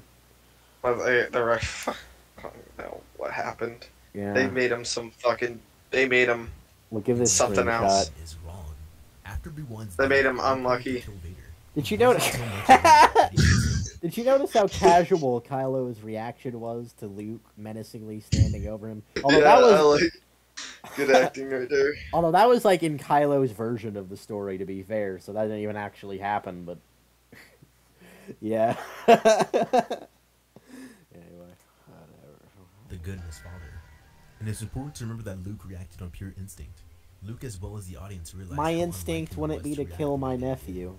But it was too late. Even Luke in Legends made out-of-character decisions. When Palpatine revealed himself in Legends, what? He Who cares? I don't care. And turned to the dark side. It doesn't matter. He eventually did redeem himself. It doesn't matter. Danger it was to react the way that he did. But it was too late. Even Luke in Legends made out-of-character decisions. When Palpatine revealed himself in Legends, he immediately bowed before him and turned to the dark side. Wasn't that like a did trick redeem or himself something? When his friends were in danger. But this just goes to show how flawed Luke's character is. Yes, but he what? is known for seeing the best and the worst kinds of people. Dark Dark Empire is bad too. And? Comes to himself, he easily doubts himself and makes mistakes. Luke went into exile because he was never the perfect Jedi. He was a flawed Jedi who wasn't capable of Father, please. So making a mistake is one thing. Choosing for years to do nothing while the Resistance is getting slaughtered like dogs is another. And Rey has to beg him for days. Yeah, that's not a mistake right there. It's just terrible writing, I guess. Yes. And he has the power. He has the power and therefore the responsibility to do anything. But what? What about one now? I don't got no chicken sandwich on my door. Chicken sandwich, okay. Yeah, you just came around something about chicken sandwich. I'm like, what the fuck are you talking about? Yeah, but yeah. Keeps fucking opening my door. Yeah. Cat's in here. Oh no, it's gonna attack again on your floor. You're gonna have to clean again. He didn't return to help with the war because he tried to help by restoring the order in the first place. But he failed his students. He failed as a teacher. He failed. So he's gonna let everyone die. Wait. Take it back a second. He's thinking some point. I don't know. He kept failing, so he decided not to help at all. And the only reason he decided to help was because Yoda just told him that failing is okay. Why didn't Yoda tell him that years ago? You know, you would think Luke would already know that. Yeah, that's kind of what the point of The Empire Strikes Back is. Yeah, he failed a lot in that movie. Yeah. Overpowered. But that Luke doesn't make any sense. Realistically, the Luke we know and love from the original trilogy would have become this Luke. That Luke doesn't make any sense. What? Wait, you know all the crazy stuff Anakin and Obi-Wan did in Clone Wars? That doesn't make any sense, man. Dude, no, he just said, I'm pretty sure he just said that Luke becoming this creature before us is logical. This is what just logically would have happened, common sense. But, that doesn't even work in its own logic, because we never would have known that Kylo Ren like would have existed, and that Luke would have had a vision of him doing bad things that we didn't see, and we also Yeah, that's what we call. Yeah, for this to be logical, we would have to know that Snoke exists, or Palpatine controlling a Snoke clone exists, which we had no way of knowing when Return of the Jedi ended. So it actually isn't logical at all, even in its own logic. Yeah, we assumed at the end he became a great Jedi and led the new Jedi. You would think. Like Jedi. Yeah, we would think. Apparently, logical. We just know that Luke will become a hermit and fucking become an asshole. You know, there's so, like, extremes with it. Like, you're either a perfect being or you're Luke in The Last Jedi. There's no middle ground. When we see Luke in The Last Jedi, he's not the Luke we once knew. He's a broken man. We see Rey desperately trying to revive the old Luke, but he wants nothing more, except for the Jedi to end. Why did he just kill himself? Very out of character for him. Yeah, we never saw any of this. It was never developed at all. The movie just has a flashback, and we're expected to buy it. Yeah, it's very out of character. This is something that goes back as far as the prequels. Luke would never do that. That the Jedi are heavily flawed. They have strong morals. It doesn't matter. You know what's heavily flawed? Doing nothing while thousands of people are getting killed. Yeah. Who cares? The Jedi were flawed, but they did something about. Yeah. Who cares what the Jedi sucked? And you're right. At least they did something. They're trying their best. Okay. Yeah, you're right. To Palpatine and the Lord of the Dark Side, but if it wasn't Anakin, it would have been someone else on the line. Especially Anakin has way more. Okay, two things. First, I'm pretty sure the prequels kind of like Anakin, all the Jedi are taken at a very young age, but Anakin is older and already has emotional connections and trauma. So that the point of the Phantom Menace is that he's a big risk because he could easily subsept. He can easily turn to the dark side way more than Jedi naturally can because they're at birth raised to be emotionless. So Anakin actually is special and stands out. So also Anakin has more force potential than anyone to ever exist does. So no one could become as powerful as Darth Vader. I don't think. I don't know. So anyway, it's wrong. It's wrong. It's dumb. It's horrible. Very bad writing on their part. What's even the point again? So, another Jedi other than Anakin could have been Darth Vader, so let everyone die? The point hurts my brain. This is something that goes back as far as the prequels. We've seen let the Jedi die and end. Man, the video is actually getting worse as it goes on. They were always heavily flawed. Anakin was victim to Palpatine and the Lord of the Dark Side, but if it wasn't Anakin, it would have been someone else on the line. Okay. Especially the code of not being allowed to feel emotion. I believe it wouldn't. Then Solo Swift turned to the dark side. I believe Palpatine took notice of Anakin's anger. And force potential. In the Phantom Menace, he says, we'll watch your career with great interest. Yeah, it's clever. Well, because he technically also, does. besides that, he grew closer to Palpatine, telling him about what he did to the Sand People. He killed Count Dooku, which wasn't a Jedi way at all. Most Sith way I've ever seen. Right. The idea in the prequels is that Anakin could never really trust the Jedi as people he could, talk to and relate his feelings to, but he could trust Palpatine. Even in Attack of the Clones. In Revenge of the Sith, Palpatine says... He gets me, man! Yeah. These fucking Jedi don't fucking get me! This old geezer does! Exactly. I'm going with this guy! Palpatine says Anakin actually told him about the Tusken Raider massacre. Remember what you told me about your mother. Yeah. It's very brief too, so.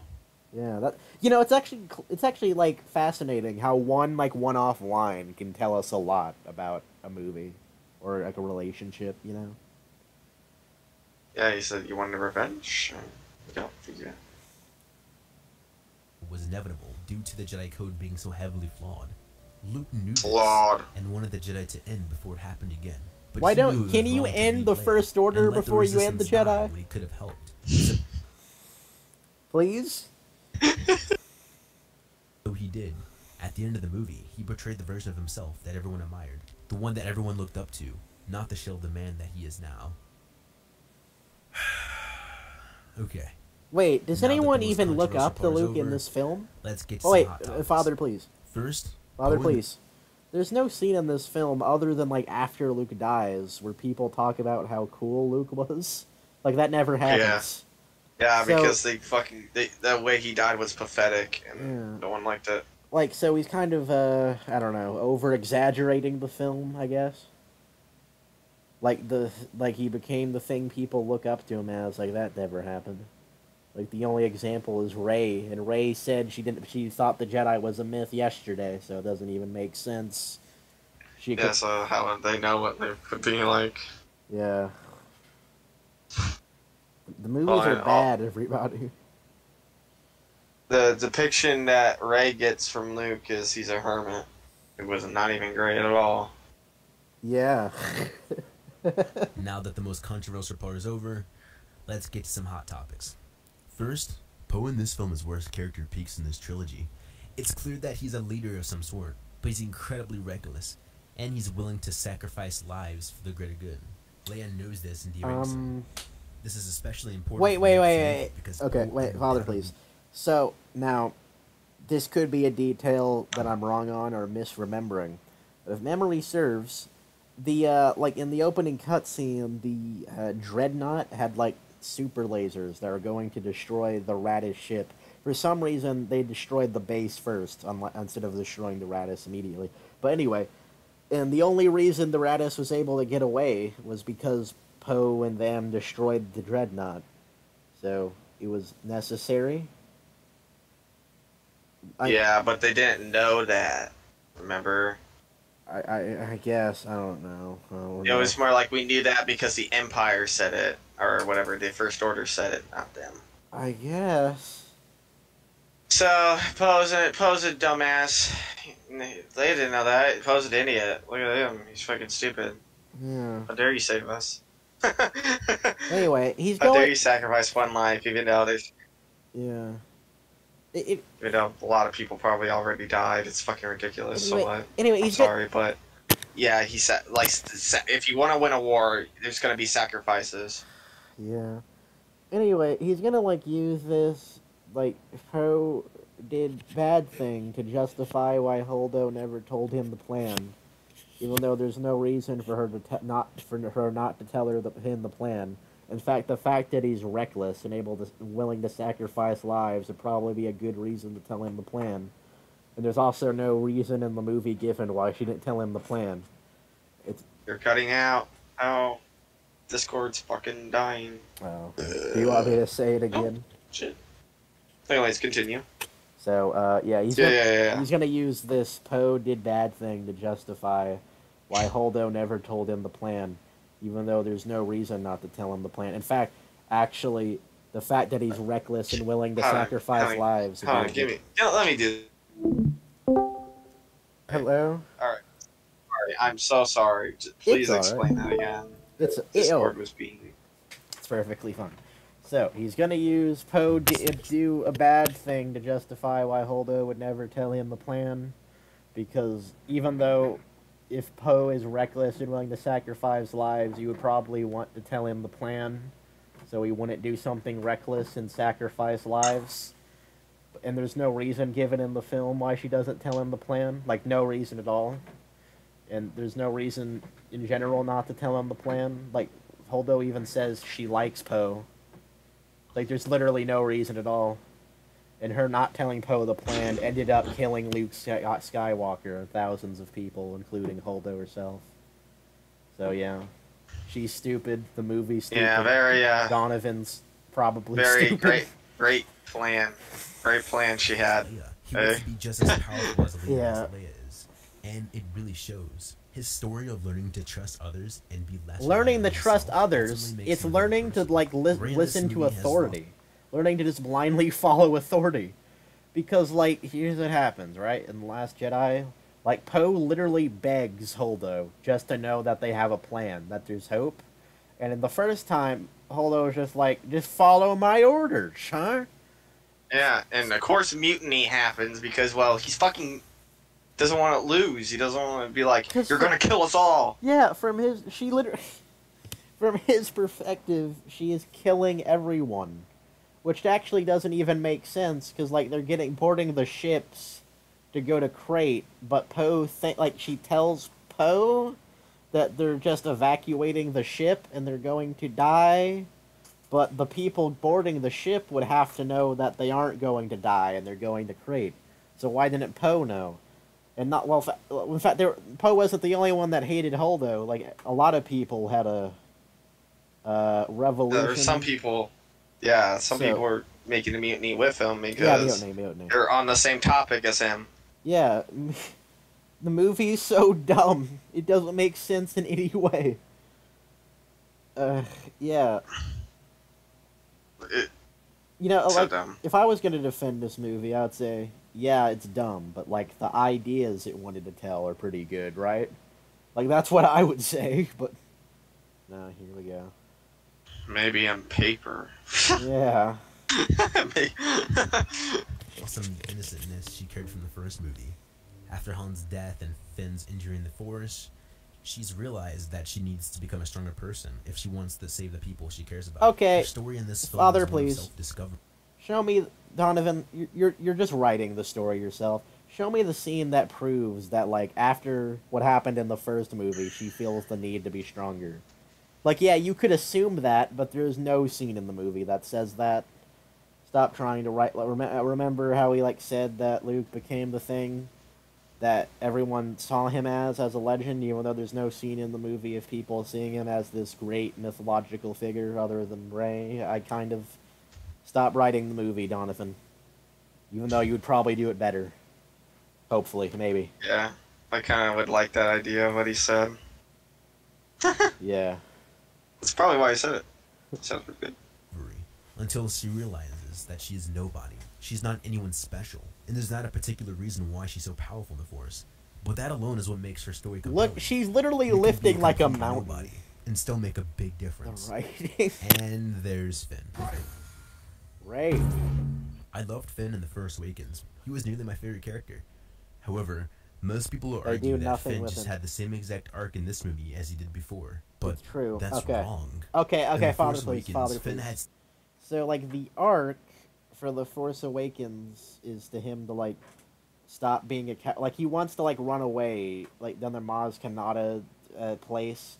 He wants to, like, Rey, run away with me. I don't want to fight in the First Order. That's not a good idea. And then he's like, okay, I'm going to be brave and stand up and fight to Kylo Ren. And then, in this movie, he's like... He 180s, yeah. Well, he's like, I'm fucking get out of here. He does. I don't know if it's a 180 necessarily. He wants to. Well, he went to go find Rey. His reasoning is that the Resistance are going to die, and he wants to save Rey. He wants to make sure he can be safe. And then Rose calls him a terrible person and electrocutes him, and like has a bad attitude towards him for the entire movie until she suddenly loves him at the end. Anyway. Yeah, which Finn was going to sacrifice himself. Would have been really cool for Finn to actually have that moment just for her, you know. If she didn't know, I'll tell you right now, if she didn't know that they had an escape plan, she would have killed the Resistance right then and there just for a kiss. Yeah. You know... So that would... That's cool. You know, Rose, like, rammed into Finn hard, right? Like, she could have easily killed both of them. Yeah. And there's also the fact the AT walkers could have shot them. Or something. Yeah, they could have. Yeah, there's also that, but it would have been nice for Finn to actually sacrifice himself. But the point is, Finn's arc is like a repeat, right?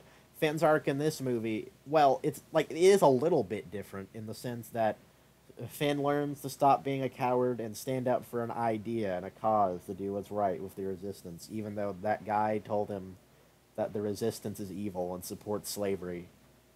Not even sure how he... Who remembers that? Yeah. That, like, like, what made Finn a Goodman, like a full Goodman, Like he wants to run away and find Rey, but then like they realize the First Order has a tracker through hyperspace because Finn apparently mopped the Snoke ship, even though he mopped the Starkiller base. That was never said. Anyway, so we need to do this thing, and this thing, and Finn's just on board with it to save the Resistance, and then like why not? Fuck it. And then like the guy betrays him and says everything is meaningless, bro. Just like don't do a cause. It sucks. And Finn's like, oh, you're wrong. I don't know what made him say that, really. And then he's just, I guess, a good man at that point because he says he's rebel scum after. Yeah, literally his Chrome Dome. His counterpart literally just went away after Cowboy. Yeah, it's so bad, fanboy. Why is it so bad? Seeing what the First Order was capable of, and he wanted to run away from it all, but he didn't run away because he bonded so strongly with Rey. Right, the only that's reason true. that he stuck around with the Resistance was to save Rey. After learning that Rey was safe with Luke, Finn finally decided to take the opportunity to run away. The Last Jedi was the movie that solidified his status as a Resistance hero. It wasn't until this film when he decided he would be willing to sacrifice his life for the cause. Finn was just as strong of a character in this movie as he was in The Force Awakens. You always got Rebels go. Yeah, Wait, Father, please. But I believe The Force Awakens. Father, please. One more thing. This movie or The Force Awakens really doesn't do anything with Finn being a stormtrooper, like nothing at all. And the Rise of Skywalker just like mentions it. I'm killing my friends. Look at me. Yeah, he has no problem killing stormtroopers like immediately after he turns to the other side in The Force Awakens. Remember my friend died and it made me not want to be a stormtrooper no more? Yeah, his friend was killed by Poe, by the way. If I remember. So that's interesting. Yeah, it's bad. It's bad. Like if someone's watching this entire video and they haven't come to the conclusion that it's bad, like they probably never will. I don't know. Yeah, I believe that. That's kind of a rude thing to say, though. Anyway, should I float? Yeah, Raylo. Yeah, we're just kidding, guys. Mary Sue, but she's not. She's obviously powerful in the Force, but that's really as far as it goes. Dude, that mountain. Okay, fan. No training to lift those rocks. Means she is a Mary Sue. Luke couldn't even lift that many rocks when he was fucking training. In the Empire Strikes Back, he was struggling to lift like stones while staying upside down, like tiny stones. Dude, fanboy, serious question. Do you think those, like, mountain of rocks she was lifting, do you think that's, like, heavier than the X-Wing Yoda lifted? Well, it's like, remember, size doesn't matter. It's, like, a matter of will, really. Like, that's the idea, but it clearly does matter. Like, Yoda struggled to lift that giant pipe in Attack of the Clones. Like, it clearly does matter. I'm sure it doesn't. It's more of, like, a philosophical thing, right? I'm sure he could have lifted up that X-Wing if he had more training, like more balance with the Force. That Luke could have. Yeah, if he was more one with the Force. Well, there's the really cool line where, like, when Yoda does it, Luke says, "I can't believe it," and Yoda says, "That is why you fail." Yeah, it's very cool. And rude. Not really best teaching. Anyway, yeah. Well, it teaches him to, don't believe, do. Yeah. Anyway. Yeah. All right. Raylo, I guess. I don't know if we're forgetting something. Oh, Rey being a Mary Sue, being powerful. Well, yeah. Knowing how to bypass the compressor, shooting not one or two, but 3 TIE fighters with one shot. Knows how to fly the Millennium Falcon real easy, knows how to defeat a Sith Lord Padawan first try. Yeah. Knows how to lift rocks with no training first try. Yeah. Knows how to Jedi mind trick first try. Yeah. Knows how to without even hearing about it. Knows how to get knows how to just tap in the Force and get strength. Why is she so good? You really did remember most of them, but when she actually did get training in The Rise of Skywalker, she starts the movie by flying. You know, I do want to say, I wouldn't really want to use the term Mary Sue, because it's kind of like a gender thing, and I don't want to make this about that, but she is... Yeah, you're walking on eggshells, man. You better watch out. Yeah, I just don't... I want to do that. But yeah, she is overpowered, and it's not because of gender or anything. I won't say it's because of gender, it's just because the writing is terrible. Yeah, so... Fanboy was oddly silent there. It was strange. Oh, overpowered. Yeah, I agree, she's overpowered, and it's ridiculous, and she should have gotten training. At least she probably would have gotten a character arc, maybe, if she trained. Yeah. Start of this film established... let's just put it this way. Obi-Wan had to outsmart Maul. Count Dooku defeated Obi-Wan and Anakin and, like, had a stalemate with Yoda. Like, Palpatine was able to win over Yoda. Was able to manage a win over Yoda.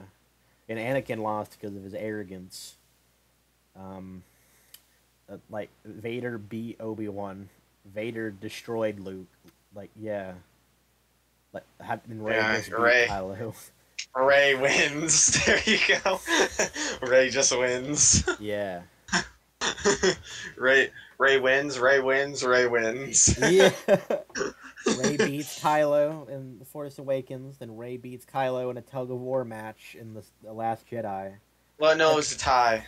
Well, Kylo got knocked out, and Rey didn't get knocked out, and she stole Snoke's personal ship, but there was no scene for that. Like, she could have killed Kylo if she wanted, but she didn't. Very strange.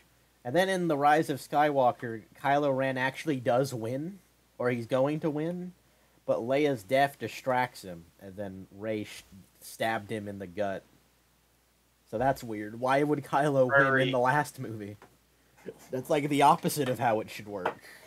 Is that you can literally be very good and be gifted in the Force. That's the message this movie did so well to tell us. Can you repeat that? She does know how to operate. Last shot of this film establishes that you can literally be nobody and be gifted in the Force. Yeah, that's all fine and good. Did so well to tell us. Yeah, Force-sensitive children don't exist anymore. We all have the Force. Yeah, I mean, I think all the Jedi in the prequel era were probably nobodies too. But anyway, yeah. Yeah, they all okay. Here's what it was. Everyone's connected to the Force, all right. Even the nobodies. Yeah. But there are more people who are special who are more connected to the Force. Yeah. Just how it is. They were chosen. That's just how it is. They were just Force sensitive. They were just born with it. Yeah. It's just Rey. I don't even think she was Force sensitive. I don't know. Fuck, yeah. I don't know. Well, I guess she is. But like the thing about Force sensitives, yeah, they're good. They have the Force and all that, but they still don't. They don't know how to use it. Yeah. By the way, that like isn't like. Sorry. Like it isn't like when they picked them up, they were fucking lifting up houses. No, they were still children, and they had no idea why these Jedis were taking them. By the way, that like little kid in the ending like pulled the broom to him, like he just force pulled it to him. I'm not sure if that like is plausible to you or not. I feel like it's not like impossible, I guess. But, so. That's the message this movie did so well to tell us. And yes, she does know how to operate a ship. She's literally a scavenger. The first time you see, but that explains why she can ride a ship. Yeah. I mean, maybe I don't know. Maybe that explains why she knows a lot about ships. Yeah, I mean, I remember she couldn't even leave the planet she was on. How would you think she knows how to ride a ship? Knowing how to build a ship and ride it is completely different. Yeah, like Luke was a pilot and he didn't understand anything about the Millennium Falcon. But maybe, I think maybe like, what was that guy like, that the I don't know, the Force Awakens, like the Portion guy. I think that guy like owned the Millennium Falcon. Like Rey would get her food from. and I think Rey might have done some scavenging on it. I think. I'm not sure if the film says that. It might Probably say that. not. She didn't even. No, there's no way. She would have known. She would have mentioned it to Finn instead of saying, "Oh, let's just get this ship over here." Yeah, we'd have to watch the movie to be sure. See her in the trilogy. She's pulling apart pieces of an Imperial cruiser. That's not a Millennium Falcon. Work. I bypassed the compressor.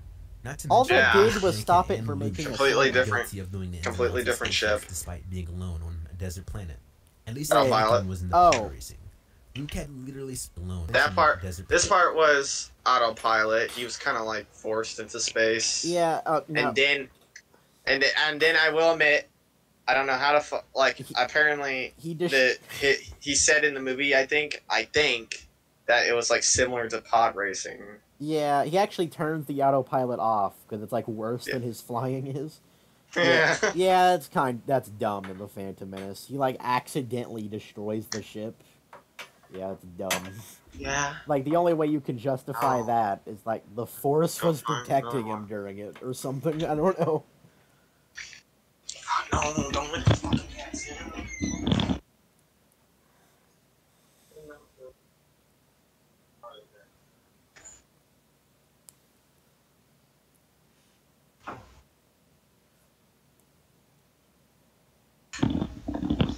My room, man. Planet. At least Anakin was in the pod racing. Luke had literally spent his entire life on a farm, never having touched a ship in his whole life. Wrong. He did mention he was like the best pilot in the planet. Well, I don't know if he said that, but there are lots of like throwaway lines of like him saying he's a good pilot. Like Obi-Wan says, "I understand you come quite the great pilot yourself," in reference like Anakin being a good pilot as well. And Luke says that it's not impossible to make the shot here on screen because he did like similar things in Gregor's Canyon or whatever, like on Tatooine, basically. Yeah, he spent a lot of time piloting.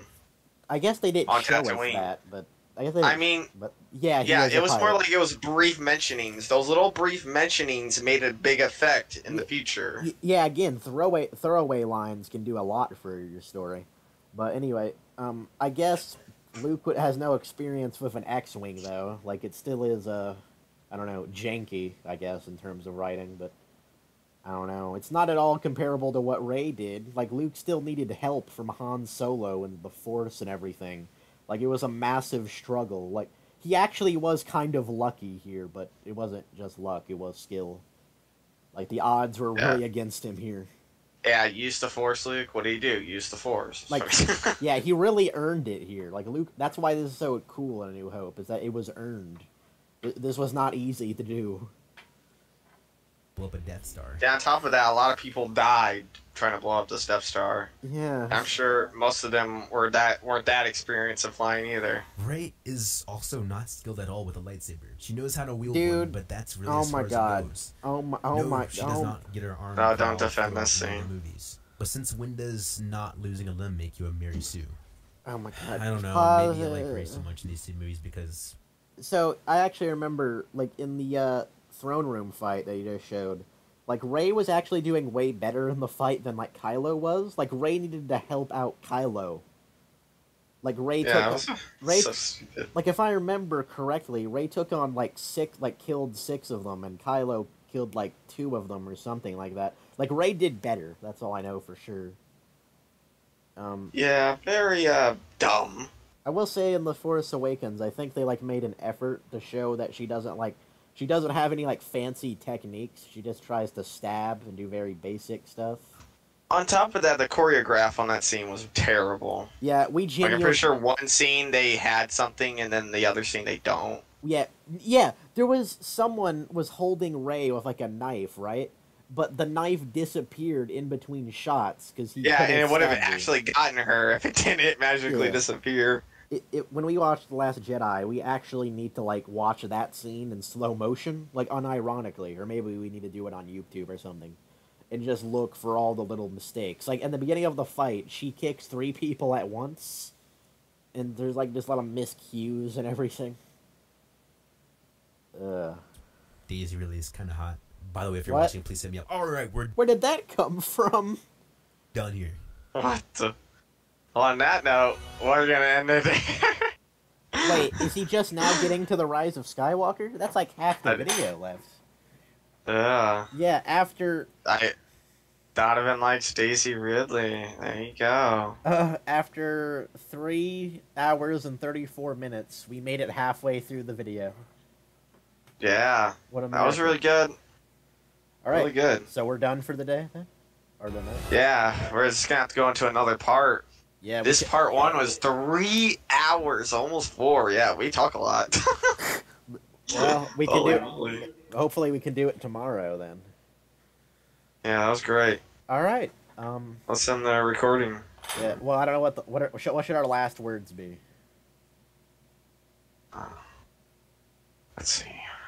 If you like the sequel trilogy, that's okay. It's fine to like things, but like, Yeah. I don't know. Okay. It's not good.